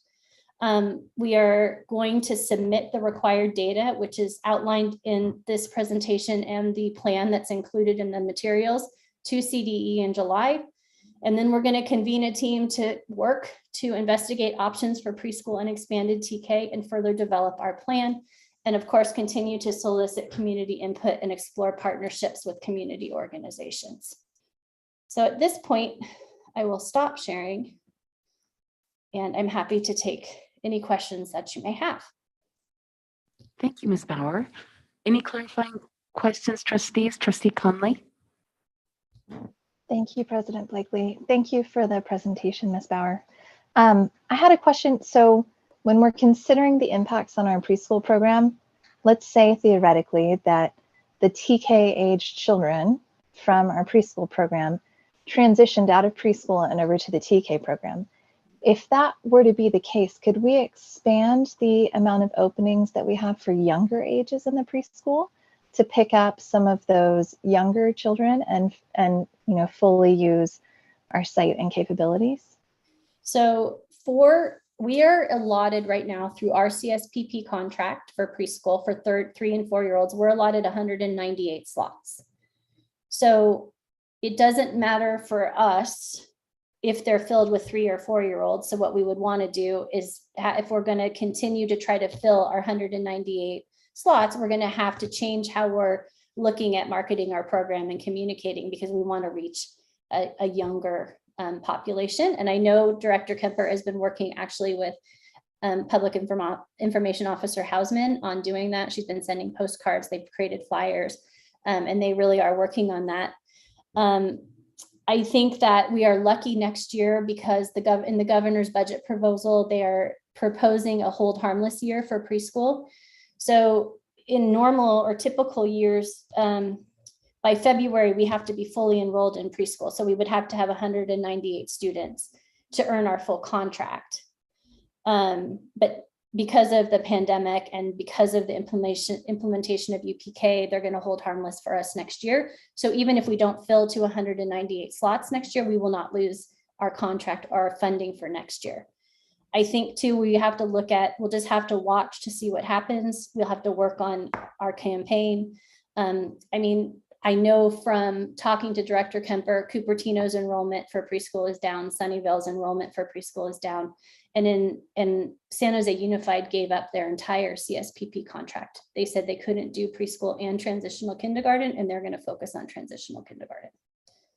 And we don't want to make hasty decisions. We want to take some time to really plan for this. Thank you. I have a clarifying question, and I'm just a little bit confused.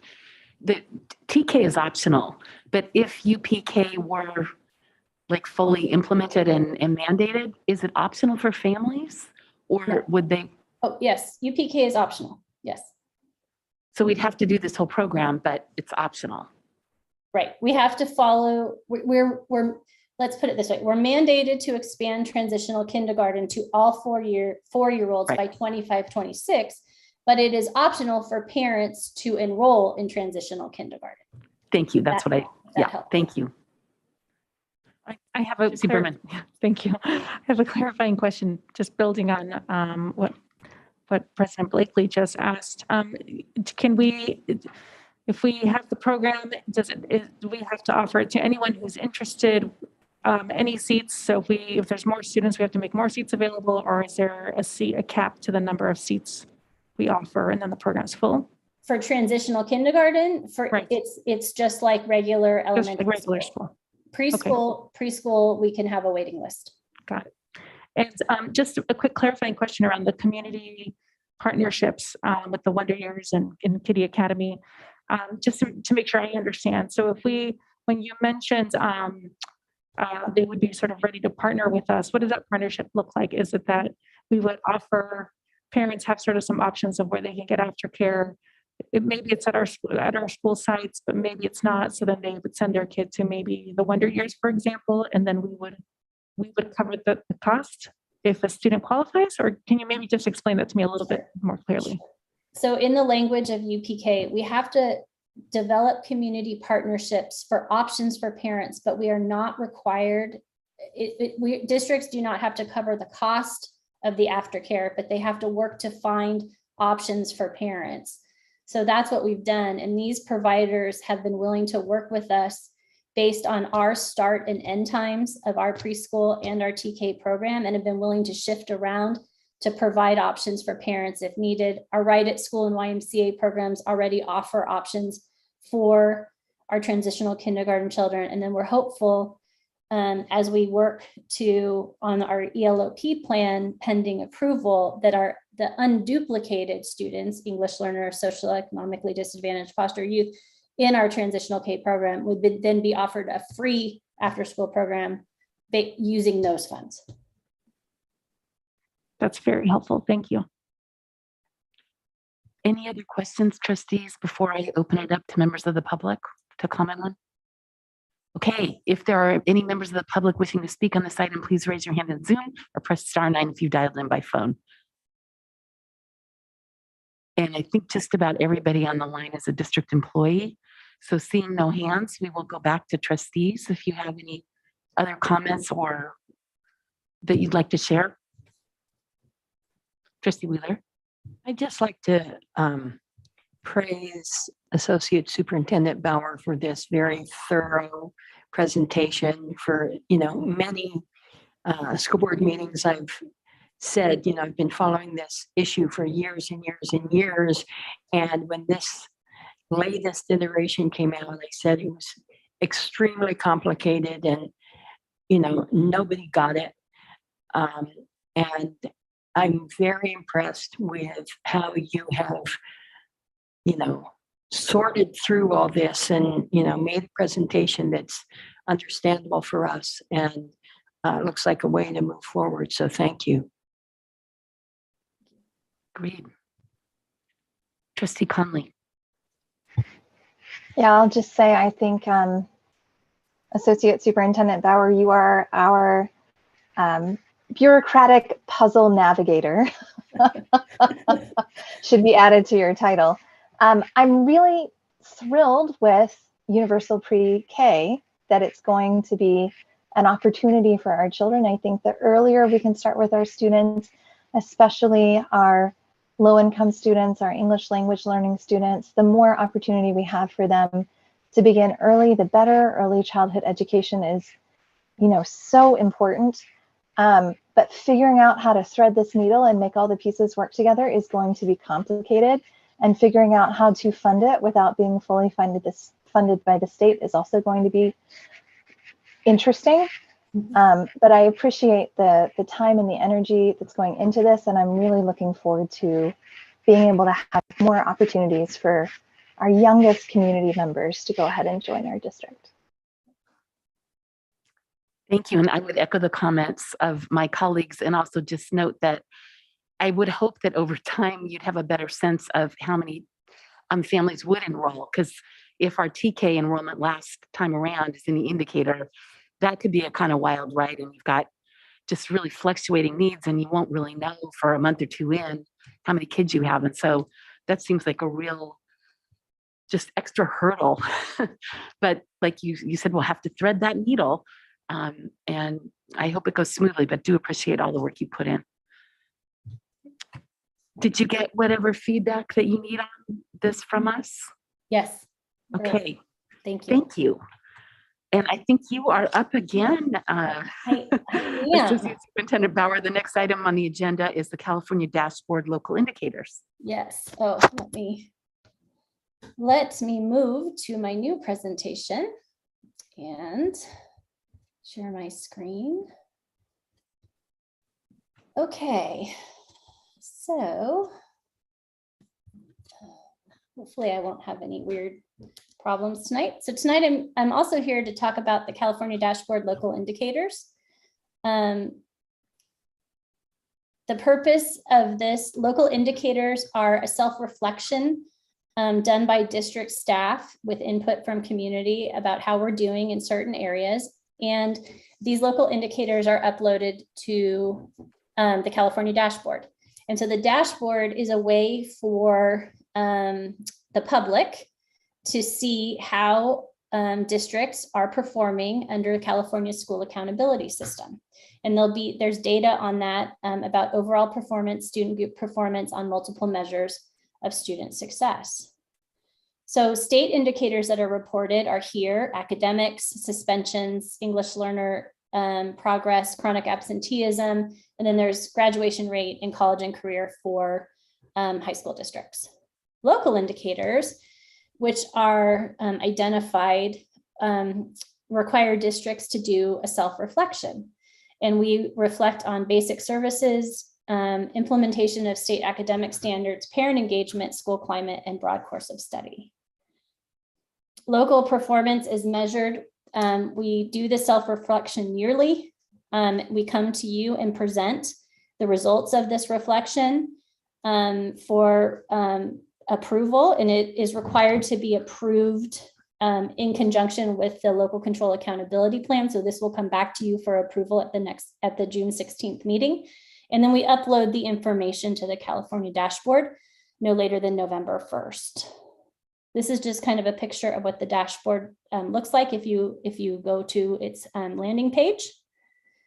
And just some information, we haven't had a dashboard in several years because of the pandemic, because we haven't had the data to create the different reports. So there will be a dashboard released in December of this year, and accountability is back. Districts will start being held accountable for student achievement. We will only see status data. So you'll get a report of whether or not you're considered in comparison to other districts, very high, medium, low, or very low. Change will not be reported because we need at least 2 years of typical data, and we won't get any performance level colors. But I'll come back to you in December with a full report on the dashboard. But we will see ratings in academics, chronic absenteeism, English learner progress, and suspension rate. So basic services state priority 1 looks at progress in meeting all of the Williams settlement requirements at all of our school sites. We look at percentage of misassignments of teachers. I will note for you that this particular piece of the misassignments of teachers is being transitioned to the California Department of Education. For the last few years, we as a district report this data, we calculate it ourselves. Now it's going to turn over to the state, although they have not yet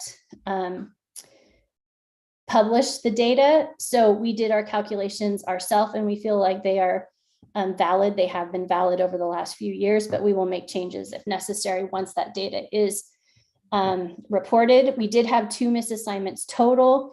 They were misassignments of teachers of English learners. Those teachers did have appropriate permits for teaching English learners and did complete their authorizations by January 2022. We came to you in September with a resolution that all of our students had access to standards aligned instructional materials. And then the fit survey was done in the summer through our maintenance department, and we had 9,703 facilities in good repair, which is actually an increase from last year. Our facilities in deficient repair were things like loose faucets, door closers, cracked windows, peeling paint. Everything has been corrected with the exception of the painting, which will be done over summer. State priority 2 is implementation of state academic standards, and we rate ourselves in a variety of areas using this rating scale. And there was a question from the board about what is considered full implementation and sustainable as opposed to full implementation. I will just say that this is up to local determination. And I would say that as we talk about these things, we are always looking to rate ourselves with an eye to there's always something we can improve. There's always something we can do better. So in terms of providing professional development for teaching the recently adopted standards, we gave ourselves a 4, a full implementation. We can always do better, thinking about the fact that we only have a certain number of days to provide district-wide professional development. It's hard to fit everything in, and so we have to rely on our coaches and our principals to do additional site professional development. We definitely are fully have 5s in terms of adopting academic standards curriculum. We have done full adoptions that align with all of the California Common Standards. Again, 4s in having policies or programs to support staff in identifying areas they can improve in delivering instruction. We definitely think we do a good job with this, having instructional coaches that work directly with teachers and the principal to deliver professional development and support teachers in the classroom. We are very lucky to have that. I would say that to move forward, we'd probably have to have like a specific policy, which we don't. We allow sites to use their data to determine the areas that are necessary or needing professional development.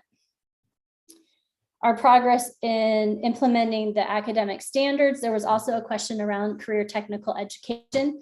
We do have career technical education electives at our middle schools. Definitely something that we want to continue to expand on. It is part of our strategic plan. It's in goal area 1. Work will begin on our college and career readiness program in the 24-25 school year. Our success at engaging activities with teachers on the following areas. So professional learning, definitely saw that as an area of need in our LCAP survey. And I know that in strategic plan goal area 4 and in the LCAP, we will have certificated and classified professional learning committees next year to help in identifying what is needed. And again, I think we do a pretty good job, especially at the site level with our coaches of supporting our teachers. State priority 3 is parent engagement. We measure ourselves on the self-reflection tool, and we do ask all of these questions of our parents in our LCAP survey. So we do have specific data on perceptions of how we're doing in this area. You can see in terms of building relationships, we've kind of maintained how we've done from 2021 to 2022. Definitely these areas in terms of engagement are part of our strategic plan in goal area 3. Partnership for student outcomes. Again, pretty similar scores from 2021 to 2022 with a small drop in policies or programs for teachers to meet with families and students to discuss progress. This again is a piece that that Director Chang is working on within goal area 3 in the strategic plan. Decision making. I think that this is an area where we see some changes from 2021 to 2022. And so trying to continue to advocate for our families, support our families with opportunities to provide input. We do have our community, our superintendent community check-in meetings. We have our cafecitos, but thinking about other ways we can do this. Moving into priority 6, which is school climate, requires us to give a climate survey at least every other year. We did combine. We used to do a couple of surveys. Now we put everything into our LCAP survey, and we survey students in grades 4 to 8. Just some highlights. You can see that we've had changes in our results between over the course of the last 3 years. And it's interesting to note that while we were in distance learning, our results were higher. And so it's hard to pinpoint exactly what's going on here. We had a conversation at DAC about I feel safe at school. Is that related to the pandemic and what's happening at school, or is it related to something else, something we have to investigate? Again, clear and fair consequences for breaking rules at my school. These are all conversations that we need to have with principals as we move forward, as we think about what we're going to do for professional development.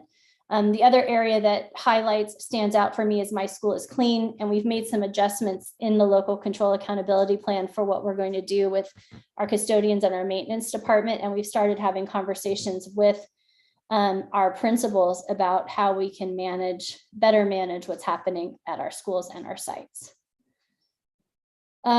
Here, different things, students from different cultural backgrounds become friends. We can see an increase from 1920 when we were in person, a small decrease from when we were in distance learning. But overall, definitely had a lot of conversations about this in areas that we can work on. State priority 7 is broad course of study. It's how we ensure that our students have access to a wide range of courses of study. Again, a self-reflection. This is what we use. Ed Code says we have to look at these things when we determine broad course of study. So what we look at is our daily schedules, our core subjects, our STEAM, English language development, special education courses, our art and music, physical education, response to instruction, and our puberty talk program in elementary school. And in middle school, we look at our daily class schedules, along with our elective catalog, as well as Teen Talk. In looking over the year in 21-22, we do feel that students had access to a broad course of study as outlined by Education Code. I will note for both elementary and middle school that our enrollment in instrumental music, especially for aerosol producing instruments, was lower than in past years. And I think this has to do with the pandemic and concerns, and students also had to use instrument masks and bell covers, and it wasn't exactly optimal. So barriers from us offering a broad course of study in 21-22, I think really we reopened in person and students had access. I think the exception for us is the remote independent study program. So families that opted there, they did have electives, they had all their courses, art, music, physical education lessons were taught, but they were asynchronous and they didn't have as much live instruction as a student who was in person would have. And that's true for both elementary and middle school. Just some highlights on broad course of study from the LCAP survey. Parents feel that we provide a fairly well-rounded curriculum, that children, from before the pandemic to now, feel like children are on track for high school for the most part. I'm not surprised about access to a range of enrichment activities because we really couldn't have a lot of those as we begun the school year this year. So just thinking about going into 22-23, again, we will open in person. And any sort of changes like delivery of art, music, physical education, anything will have to be determined by where we are with results or regards to the pandemic. So next steps for this is we will bring this back to you for approval on June 16th. We'll upload the data to the dashboard, and then we'll continue to work on our LCAP and strategic plan items. And I'll come back to you in either December or early January with an overview of the California dashboard ratings for our district. So at that point, I will stop sharing. And again, I'm happy to answer any questions you may have. Thank you very much, Ms. Bauer. Trustees, does anybody have any clarifying questions? I have some questions, but they're not clarifying. So, no? Okay, then I'm going to open it up to members of the public. If there's anyone wishing to comment on this item, please raise your hand in Zoom or press *9 if you've dialed in.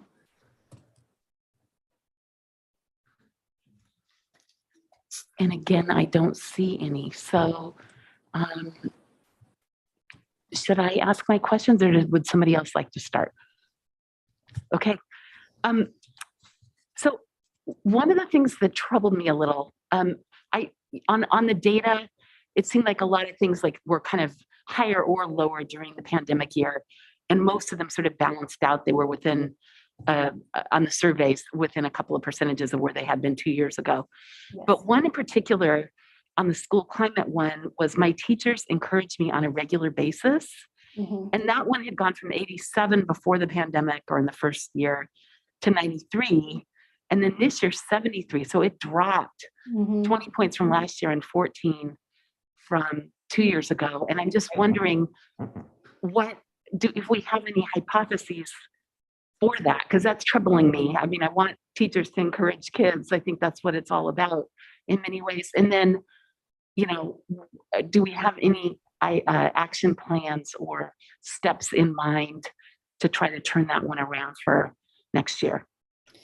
So I think, I don't think I have a clear answer for why that one changed. Definitely troubling. I do think, I really think that as we started the year and went into the year, the pandemic and the restrictions, the way classrooms were set up just didn't lend itself well to typical, normal, everyday instruction.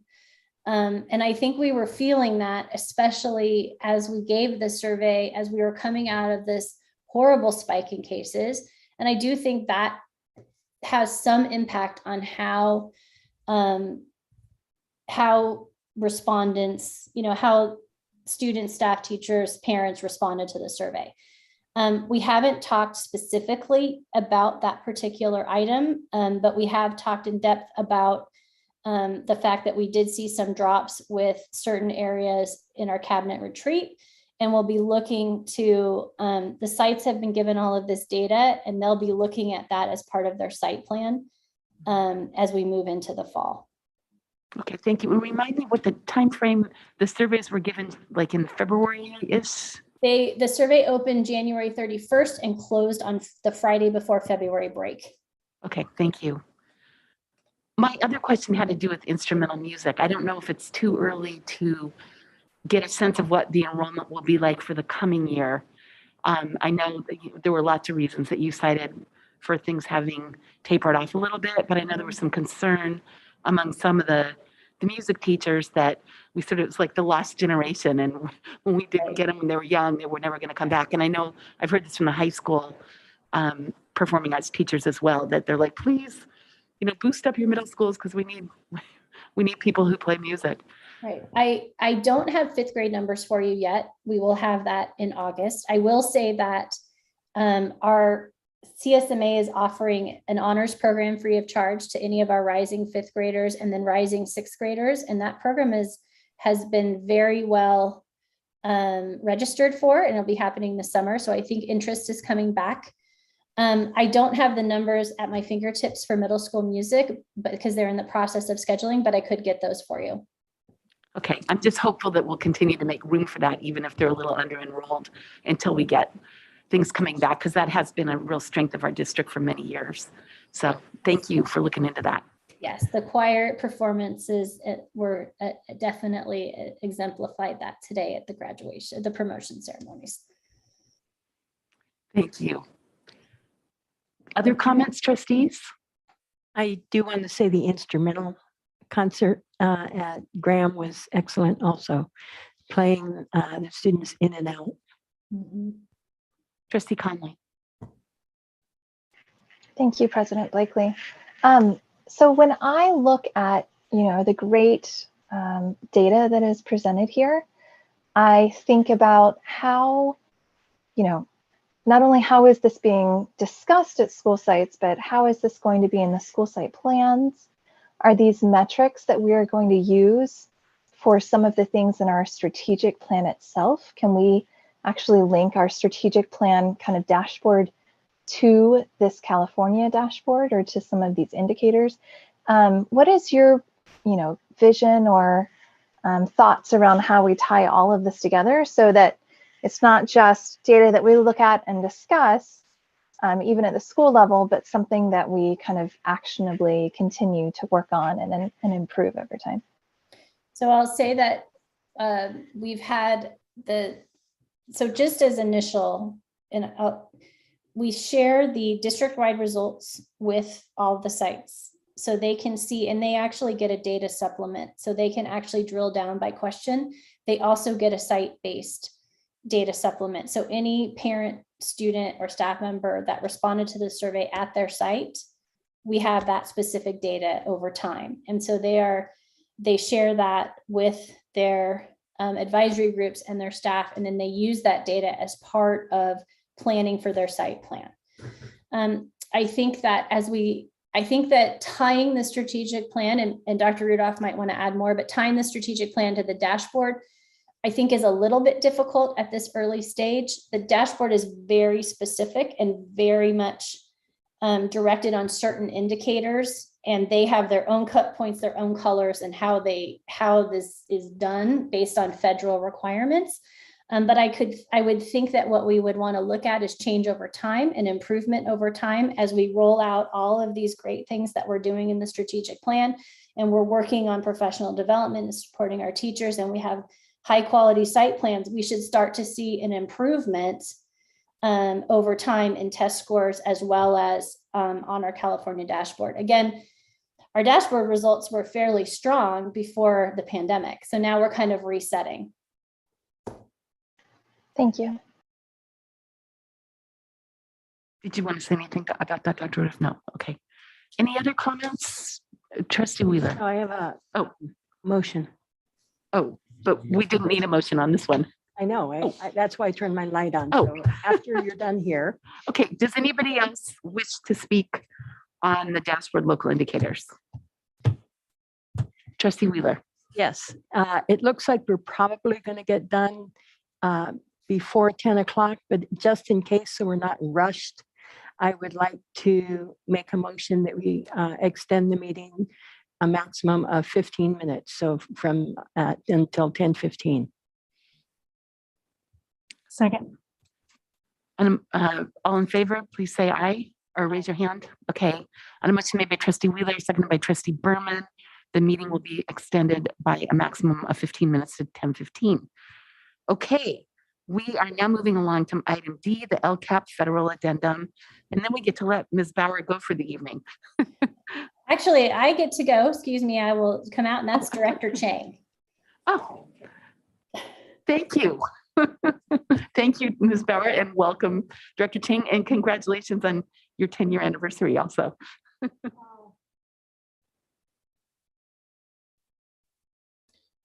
Thanks very much, President Blakely. Appreciate that. Okay, so tonight I'm here to present the LCAP federal addendum. The LCAP federal addendum aligns with at least 3 goal areas. Goal area 1, effective and consistent instructional practices that meet the needs of all students. Goal area 3, inclusive and welcoming culture. And goal area 5, equitable distribution of resources that support student success. So the LCAP federal addendum is aligned to the district's LCAP and strategic plan, and it outlines how we spend our federal funding in our school district. So mainly our strategy is to put funds towards professional development for teachers, administrators, and staff, targeted support for our designated Title I school, increased and responsive parent engagement opportunities, and enhancement of daily instruction and direct services to student populations that are most at risk. So a summary of how Title I funds are expended. As part of the requirements for accepting Title I, we do an educator equity review. So human resources and my department do an annual review of and comparability report to make sure that our low-income students and our minority students are not being taught at higher rates than other students by ineffective, inexperienced, or misassigned teachers. We also use our Title I funds in part for some parent and family engagement. So Parent University, we also have an expansion of site-based parent education programs. And of course, we also have school-wide programs a school-wide program at Mariano Castro Elementary School, our designated Title I school-wide site. And additional staffing is how we use the funding there. We also use our Title I funds to support our homeless children and youth services. So we have a part-time McKinney-Vento liaison, Ms. Bogdanich, and she does things such as attendance monitoring and support agency coordination, among many other services for our McKinney-Vento families. We offer free lunch and beyond the bell automatic eligibility and enrollment priority for our McKinney-Vento youth. And of course, our site-based school and community engagement facilitators all support our homeless children. We also use some of the funds for our student transition efforts. So as you may have seen over the past years, our parent universities in the spring, we always include a middle school readiness and high school readiness spring offerings. And we have a variety of parent workshops that are offered at the sites with the objective of setting up our rising ninth graders for high school success. We also do vertical articulation with the high school district and fifth grade orientation and transition field trips to the middle school. For Title II, which is mainly on professional growth and improvement, we utilize the funds for our instructional coaches and principals to support our new teachers with new hire orientation, induction, and direct support over their first 2 years. All of our teachers compose annual professional goals and are supported towards these goals by the principal and site coach. And the ongoing site professional development referenced in a previous presentation this evening. This happens during weekly staff meetings, are conducted by the principal with assistance from the instructional coach. Our school and community engagement facilitators and at-risk intervention supervisors also participate in skills training to develop their abilities to work with the students and their families and to be leaders at their school sites. And of course, our principals also receive professional development via leadership development groups and book studies, as well as during our bi-monthly leadership team meetings. The data and ongoing consultation for our Title I funds. We review results of surveys given to all new teachers and district administrators. And we have our own report on teacher retention to assess our program effectiveness and, of course, to continue to improve. Title III funds.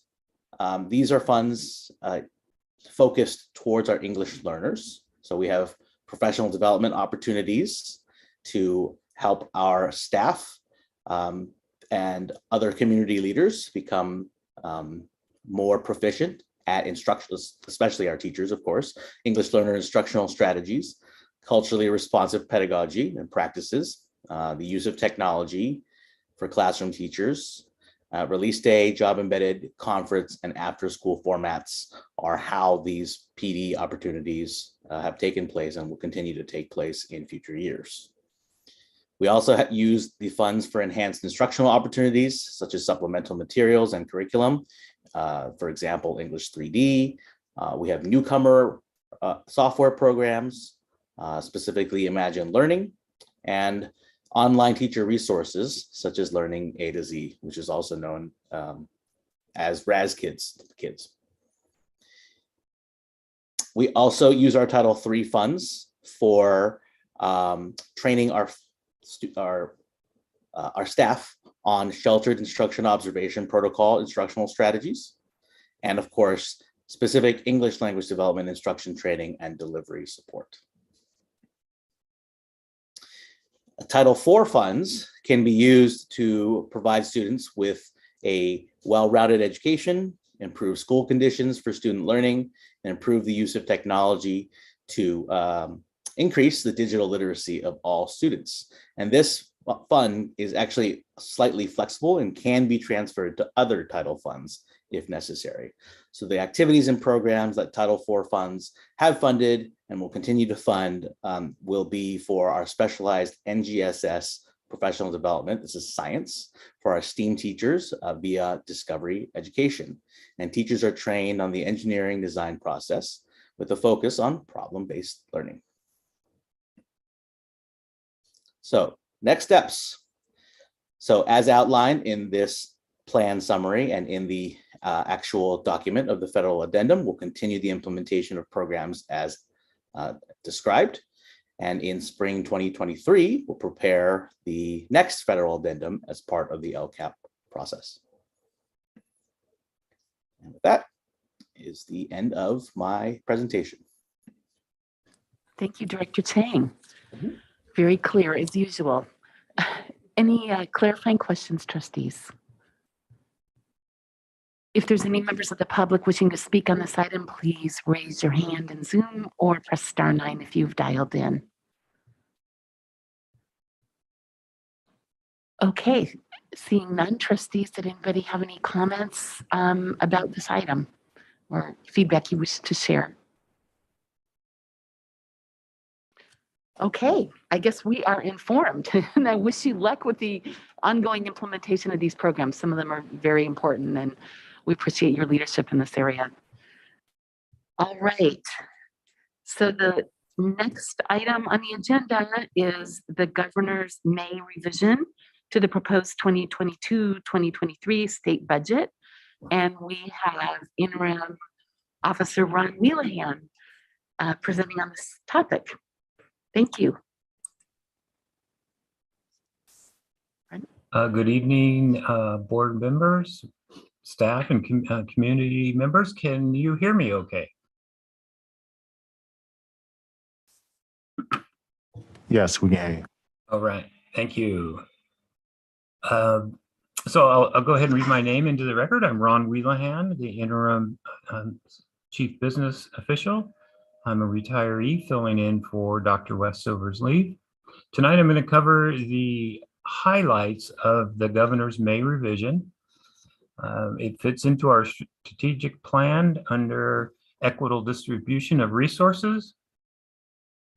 And the state budget process and our adoption process, the May revision is a smaller piece of that, as a small percentage, around 7% of our funding actually comes from the state.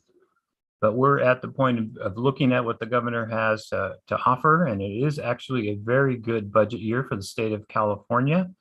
They're looking at a whopping $300 billion budget with a substantial surplus that they're going to give out in various programs, and I'll highlight those tonight. As I mentioned, our district mainly gets our funding 90% from property taxes. So we're called basic aid or community funded. We do get state funding, and a good state budget is good news for us. Currently, it makes up about 7%, as I mentioned. That may change if some of these proposals from the governor come true. So Sorry, what that? Hey, Ron, sorry to interrupt. I don't know if you are sharing your screen. We can see just the cover page, so we don't know if you're switching slides as you go. Okay. But if you just simply went back to PowerPoint and click on the bottom item, the little present screen. Okay. Okay, so yep. No, not that one. It was actually at the bottom. Okay, why don't I do this? How's this? We can see you.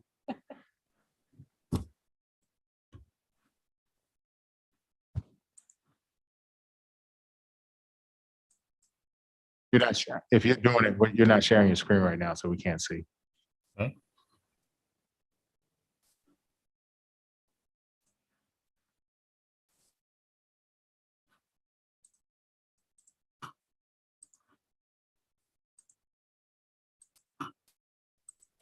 Okay, let's give it a go here.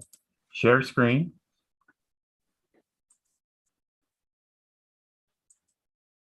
How about now?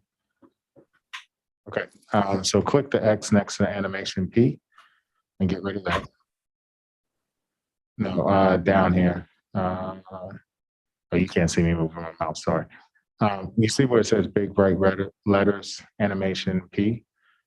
Go ahead and close that out. There's an X next to, yeah. Okay, so now go down to the bottom. Slideshow? No?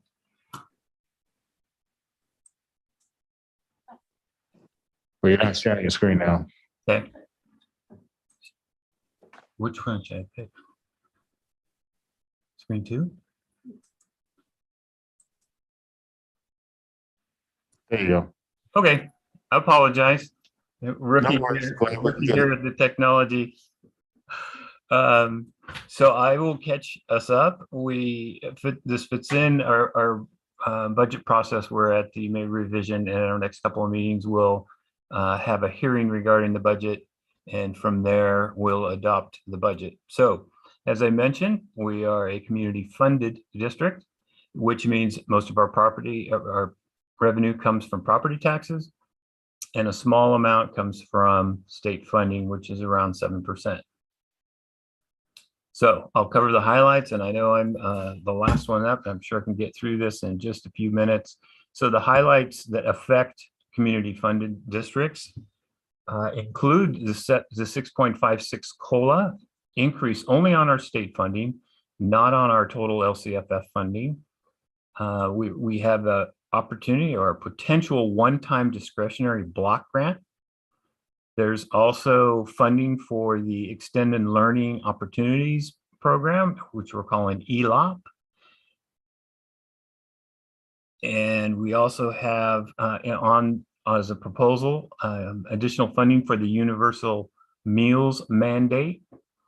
And there's also proposed funding for deferred maintenance to help us kind of fix up our sites after they've kind of rested for the full year. And finally, the governor has ideas about green buses, electric bus grant funding. Those are the major highlights. With this 6.56 COLA, it would only apply to our state funded programs such as ACEs, special ed, child nutrition, the state preschool, and the mandated block grant. So the 6.56 is great news. However, it's just enough to kind of keep up with inflation and our rising costs in our state programs, but it's welcome news, definitely. The one-time discretionary block grant, the governor has said that community funded school districts will get this, and it could be up to $1,500 per student.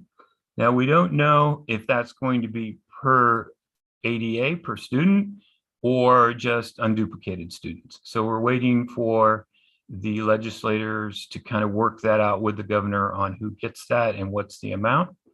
This one-time block grant can be used for student learning challenges, protect staffing levels, mental health and wellness of staff and students.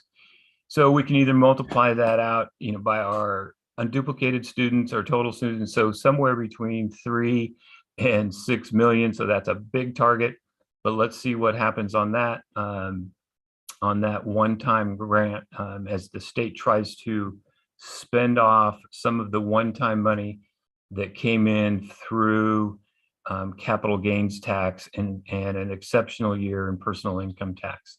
So we'll see some one-time funding out of the state budget, ongoing funding or 3-year program. So he also increased the amount per eligible student for our ELOP, our Extended Learning Opportunities Program, which you'll hear more about in a future presentation. He changed the way that students qualify and also added in that any students that take advantage of the ELOP program must have transportation if it's not offered at their school. The next proposal that would impact us would be the universal meals mandate, which states that every student beginning this school year are required to get 2 free meals if they request it. At first, this mandate was not funded, and the governor has put money in the budget for filling in the federal reimbursement rate, which ended. So there was a concern and that we would not be funded for providing these 2 free meals a day, but the governor has proposed to backfill the federal piece of this. And that is very good news as we try to provide the meals each day without encroaching on our general fund budget. The next item is around the one-time funding for deferred maintenance to do major repair on buildings, painting, other significant maintenance items. It will require us to develop a deferred maintenance fund. We'll need to hold a public meeting for use of these funds and create an account, a separate restricted account. This is anticipated to be about $300 per student. So for us, I'll give you another large range from $1 to $2 million of one-time deferred maintenance funding. Then the last proposal of significance is initiative with green buses. This was with the governor's overall greening of California, with grants up to $500,000 per district, depending on your eligibility, regarding your fleet, regarding your UPP count.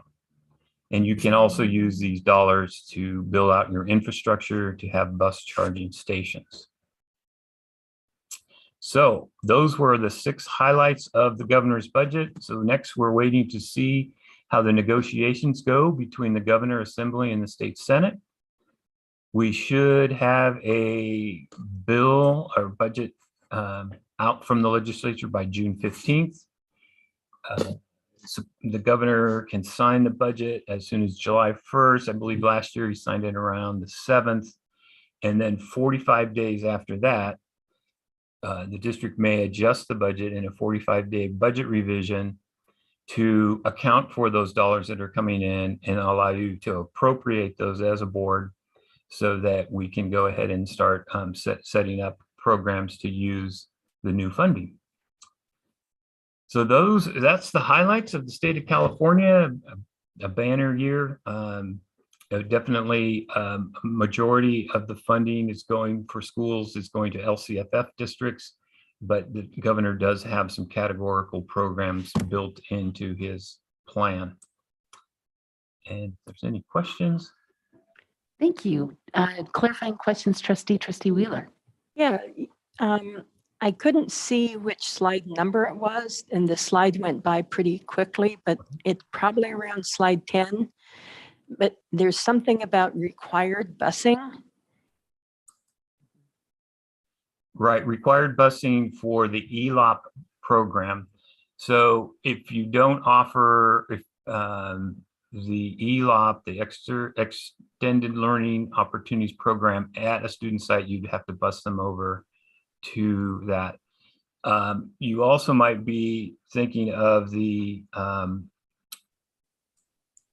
bill that is going through, that's going to provide, that is going to force districts to bus students in 23-24, any student that's more than 1.5 miles from home to school. So these are kind of two separate things. One is a mandate for the ELOP program, and the other is in the works for the 23-24 year.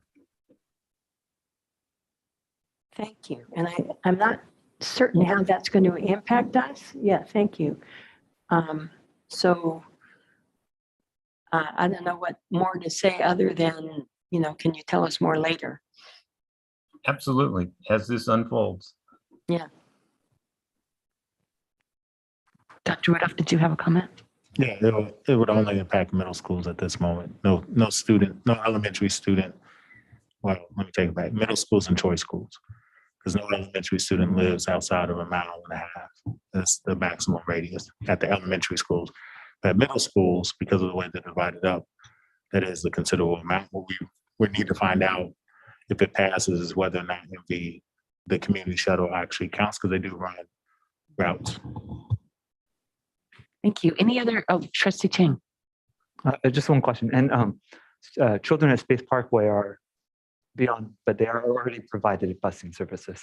I had a question about, I know this is the governor's budget presentation.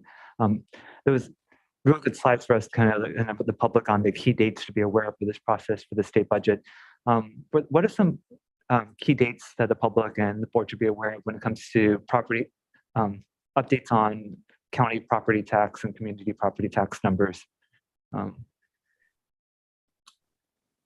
For the if you want me to answer that, I mean, in August we'll get a final assessment value for the 21-22, and then we get monthly updates as the rates come in. We start at as everyone knows, their taxes go up 2% a year, and we follow it up as the year goes along.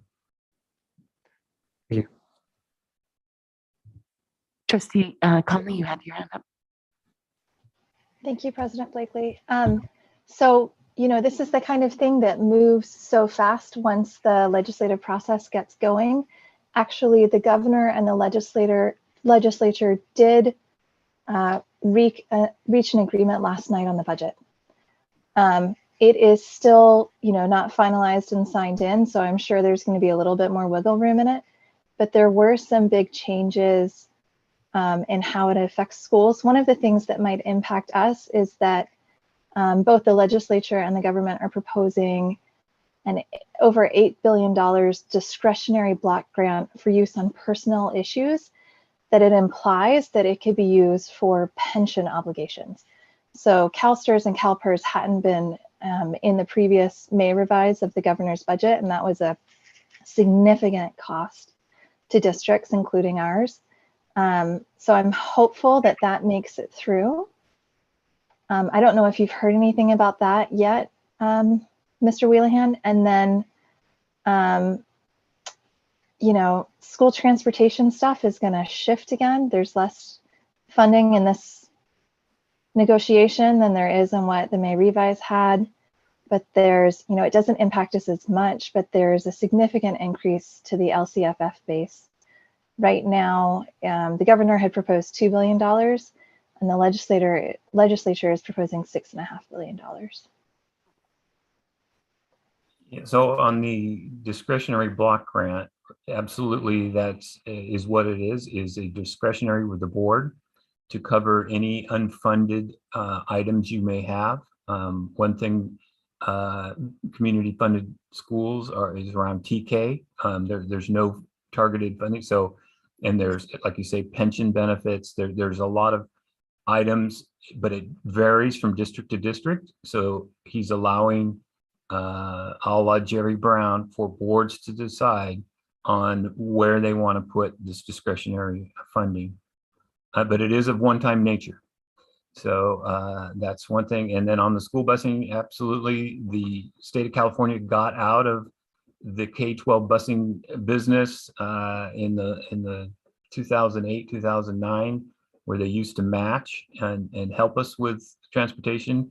And now it looks like they want to get back in and help us with our attendance rate, making sure kids get to school, as everyone's attendance rate has dropped from COVID. and getting kids into school is their intention. Thank you. Any other questions, trustees? Oh, Trustee Berman. So this might be more of a question for Dr. Rudolph. Can you just remind me about with the universal meals being extended into next year? So the total cost, isn't there a delta between how much we get reimbursed and how much the offering those meals cost the district? Yeah, that's also why we raised the rate. So we were so far behind that we actually were losing out on our reimbursement, which is why we brought it up to the actual cost so that we can get reimbursed at a higher rate. Okay. There was a delta. There's been a delta for quite some time. We've always been slow to, quarter here, maybe or not. And about how much is that per meal approximately? That one I have to get back to you. It was a couple dollars though. Okay. Per meal. I was just curious when I looked into that. Thank you. Trustee Wheeler. Yes. So another question regarding universal meals. And this is asking for a friend. When you say LEA, are charter schools considered to be an LEA? Yes, they are. Okay, are there any members of the public wishing to speak on this item? If so, please raise your hand in Zoom or press *9 if you have dialed in.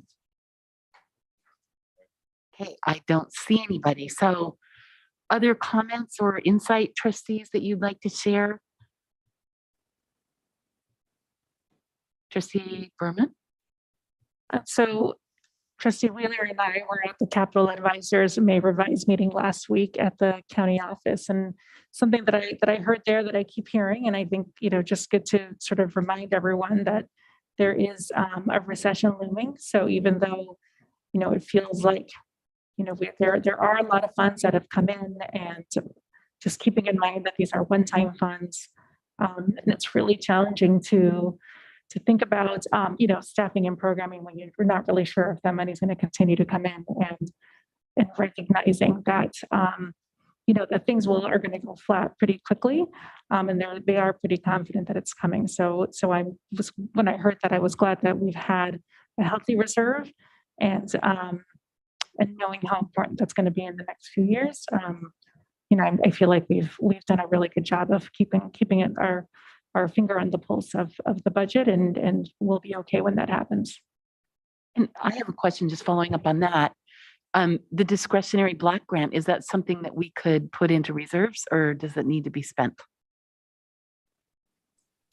I believe the preliminary proposal is it has to be spent by 2026. Okay, so that gives us a little buffer. Thank you. Trustee Chang? Just to piggyback off Trustee Berman about this, in addition to the recession, which I think we as a district have, and I think all of us on the board have gone through cycles, is the added possibility of like inflation on levels that we as board members have not served through this idea of being in a recession and also perhaps having historic rates of inflation.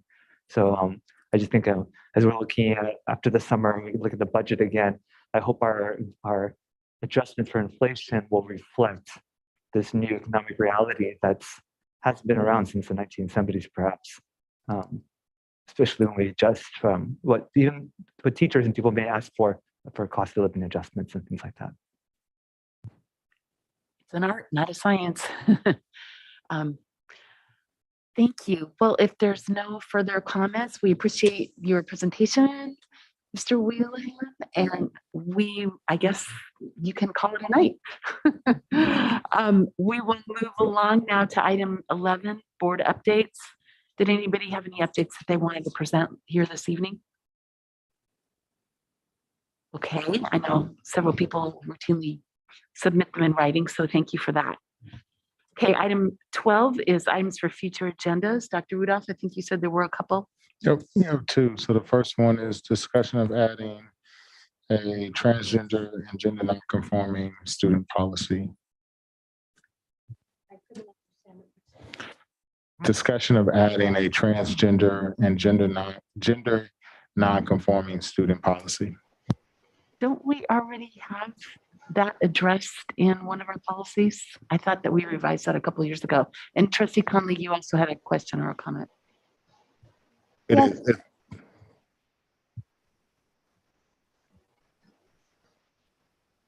Go ahead, Dr. Rudolph. Is this the same as the board policy that I sent you as an example, or is this a different request? This is a different request. That one was, it looked like a resolution that you sent. There's a resolution that sets forth some action items too. Yeah, so there was a resolution. This one is just actual policy. There is, within our language or by our policy, let's see here.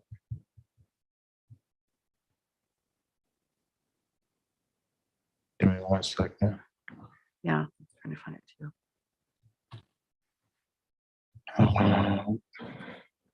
So there is something that is captured under board policy 5145.3, which is a non-discrimination harassment policy, which talks about sexual orientation, gender identity, gender expression, and association with people or groups of more actual perceived characteristics. But this is all I have in terms of this request. So I don't know what else is included within it. That was the one that I was thinking of. And I don't know the language of the resolution that Trustee Connolly is referring to, but I do know that many of the resolutions that have been circulated to boards, particularly as the start of Pride Month, are talking about specifically a policy on transgender rights that we see in MBLA and Oakland and Berkeley. So it's like I think what those policies are referring to is beyond kind of language on non-discrimination, which I think all school districts across the state have. They're talking about having a dedicated school student policy on defining rights that transgender students have, as that's been adopted in MVLA and a few other districts. So I think I'm assuming that's what the resolution probably has as one of its recommendations to schools, but I haven't seen that resolution. So the Trustee Conley? Yes, so the Oak Grove School District recently passed a resolution that is, one of the things that's amazing about it is that it has a significant amount of history and data in it about the LGBTQ plus community. And that resolution lays out actions for districts in that district for their equivalent of our equity committee to create a subcommittee that's going to implement and update things like school registration forms, looking at any bullying policies, assessing the compliance of textbooks. I mean, it's really, really extensive. And it's not just transgender students, but it includes transgender students and calls them out specifically. So, I think, I don't know about everyone else on the board, but I think at least two of us have an interest in somehow talking about and addressing this issue, especially given what's going on in other parts of the country. I know that we have families that are concerned for their own children. And so, I would be happy to pursue something around this. I actually like the resolution because it's a lot more detailed than a policy. I think a policy might take us a whole year to develop. And I was just wondering, do you think this is something that would already be on the agenda for the equity committee to address initially? Because I sometimes get a little bit concerned when we take something on kind of in isolation, when there's a lot of work that needs to go into it, and we have a committee that's already focusing on that. So this is why I didn't submit it as a proposed agenda item. I actually sent it to Dr. Rudolph and Director Henderson for review, because It would add to the work plan of the committee itself. But I also think it makes sense that this work sits with that committee. So I think there's some staff discussion that might need to be had first about the best path forward. If there's a majority of board members who are interested in pursuing something. I'm in support of that.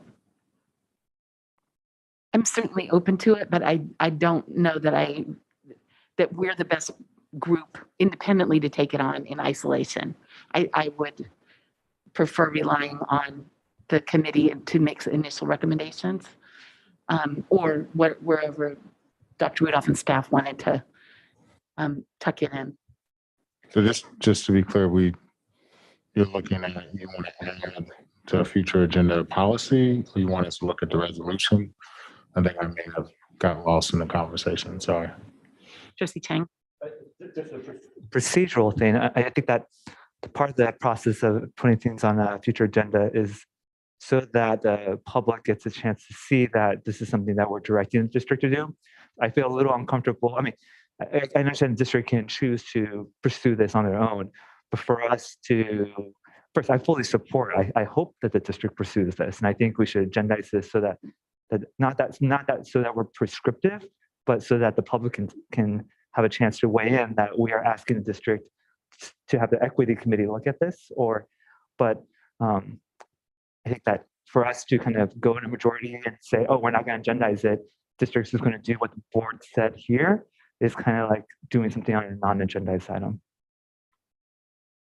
Trustee Wheeler. So I see that as backwards.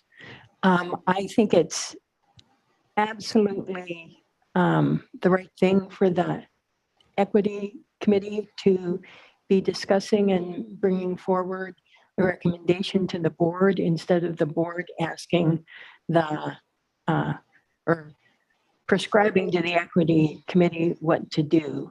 But Trustee Conley, I know you've been working on this issue or these issues. You're more familiar with what's going on than I am. So I'd like to hear your opinion. I think that, so for example, the Oak Grove School District established their DEIB committee 1 or 2 years ahead of ours. And it's something like 60 people and it has a lot of subcommittees. So they have a whole bunch of people who've gone through this training and experience together who are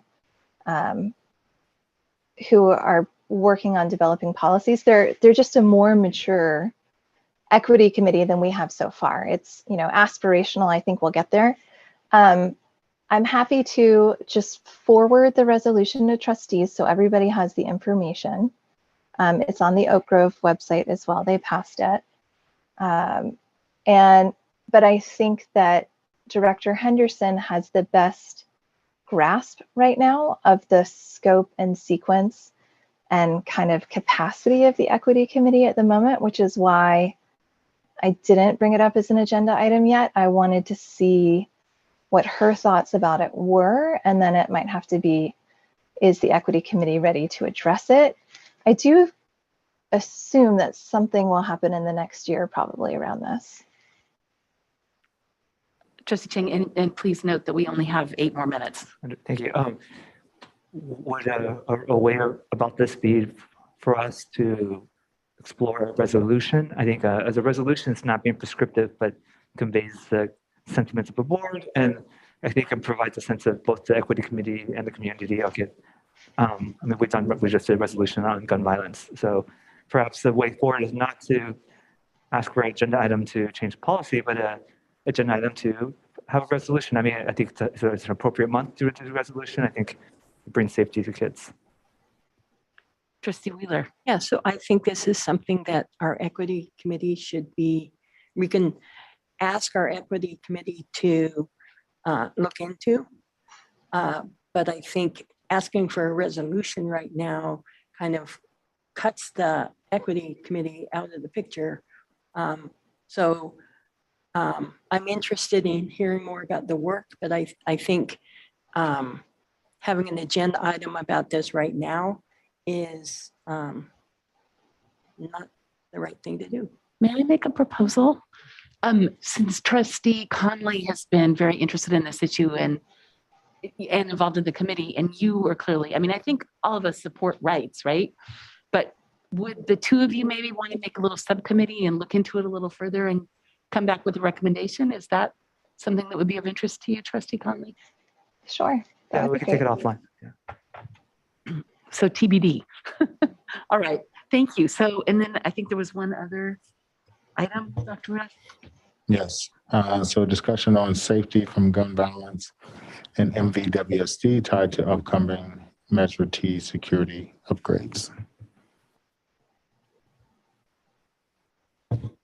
Discussion on safety from gun violence in MVWSD School District tied to upcoming Measure T security upgrades. So I'm assuming that the request is to discuss how the upgrades can help either deter gun violence or help keep students safe. So that's, and I, you know, sort of juxtaposing that this is tied to the conversation that occurred a little bit earlier. The sort of the two are linked. So it's it seems to be just having not only providing the update, but also for the board to discuss if there's other types of measures or other things that you need, which would include the conversation you had before about whether or not an adjustment for a policy is needed as a possible measure. So I would need to know more about that request before I have anything sensible to say about it. So maybe I'll just rephrase it. Do you want to have an update on how the upcoming security upgrades from Measure T that are being installed over the summer and in the fall, how that helps to deter or keep students safe or prevent gun violence? Maybe that's a better way of putting it. Again, this is how I've interpreted how it was sent to me. I'm assuming that that's the intent of this particular process. Trustee Conley, we have 4 minutes. Yep, I'll be fast. I think there's actually two separate things here. One, we need a construction update on Measure T. And I assume that that's coming on the end of the year agenda, which is going to be a great opportunity to talk about all of the things that are going in over the summer to further increase security. But I also think, I'm assuming that the trustee who submitted this has also seen there are some people who, after the recent shootings, would like to know more about what our safety plans are as a district. I found our webpage on safety, and I remember when it was kind of first put out before COVID, and it talks about the videos that are screened in October and the different drills that are run and things like that. And so it might be that there's just like an informational presentation that's about here is our safety planning as a district, and it will refer to the construction updates, but it's actually about here are all the things that we currently do. Does that make sense?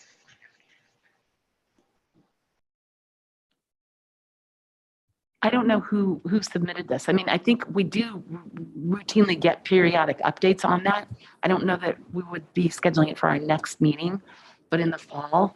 And Trustee Berman, you also had something you wanted to say. And I think I was just going to ask exactly what Trustee Conley just mentioned, that it probably seems like it's two things. So I wondered when it would be coming as a Measure T update, if it can be, sort of embedded in that, because I mean, I do wonder, whenever there's an emergency that arises, that's sort of when people will tune in to find out what security measures there are. So I'm sure there's people out there who are really curious, and I can't blame them. So if there's a place where it's going to come in naturally, then I think maybe that's the place to put it. I'm just not sure when that would be. Our construction update won't happen until the fall, and I think we don't have anything for a security update, so that would have to be a specific request. I mean, we could tie it in, but I think the intent of this is to discuss security, is not the intent to discuss construction as it pertains to security. It is an honest conversation about what are security measures and what changes can the board direct staff to make. Trustee Chang. And I think anything for us and the public to see on, I mean, it's historic that we're going to be spending about $10 million on security upgrades. Most communities are in time to do that. And we fortunately, at this moment, are about to do a lot in security. I think it's good for the board and the public to have the discussion of anything of what Trustee Connolly or Trustee Berman suggested. I think the timing's right for people to. So based off of that, we will have a construction update. Do you want to have a item on security that's specific? My preference would be to have it in the context of the construction update. We have discussed this many times over the last several years, starting in my recollection in 2018, but I know that there's more events, it's on top of mind for everybody today, but I'd like to see it in the context of the construction update is my preference. As would I. I think that's fine. I think it's just, we have had families who haven't been on campus in years and are back this year, and nobody has a clue what our actual safety measures are because they've been away for so long. Pardon? I'm just counting. So it's 2 warning safety measures. It boils down to the last 2 people. I also think that since we have plans, and you're right, Trustee Conley, a lot of people don't know what those plans are. So I think publicizing those plans or highlighting those plans, or when school starts again, saying, here's our plans, or, something like that would be helpful. I was thinking the same thing in district communication, maybe linking back to the site. Yeah, I agree with that. I feel like it's just, people need the information. So whether that's an item on our agenda, but just, or just some way where we're passing that information on. I think because families have been away for so long and this event just happened. So I don't know that the place has to be a board agenda, separate agenda item, or if it's just finding a different way to communicate that information.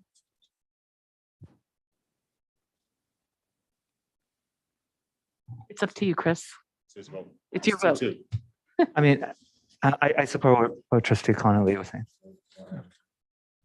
Okay, thank you, everybody. My screen is a little fuzzy. At 10:15 in the meeting of the Mountain View Westminster School District Board of Trustees is adjourned, and we will see you all. I believe our next meeting is going to be on the 15th. The 15th. The public yes, hearings. The 15th for public hearings and the 16th. The regular meeting. The regular meeting. Wednesday the 15th, what time? In the evening, probably 6 o'clock. Thank you, everyone. And congratulations.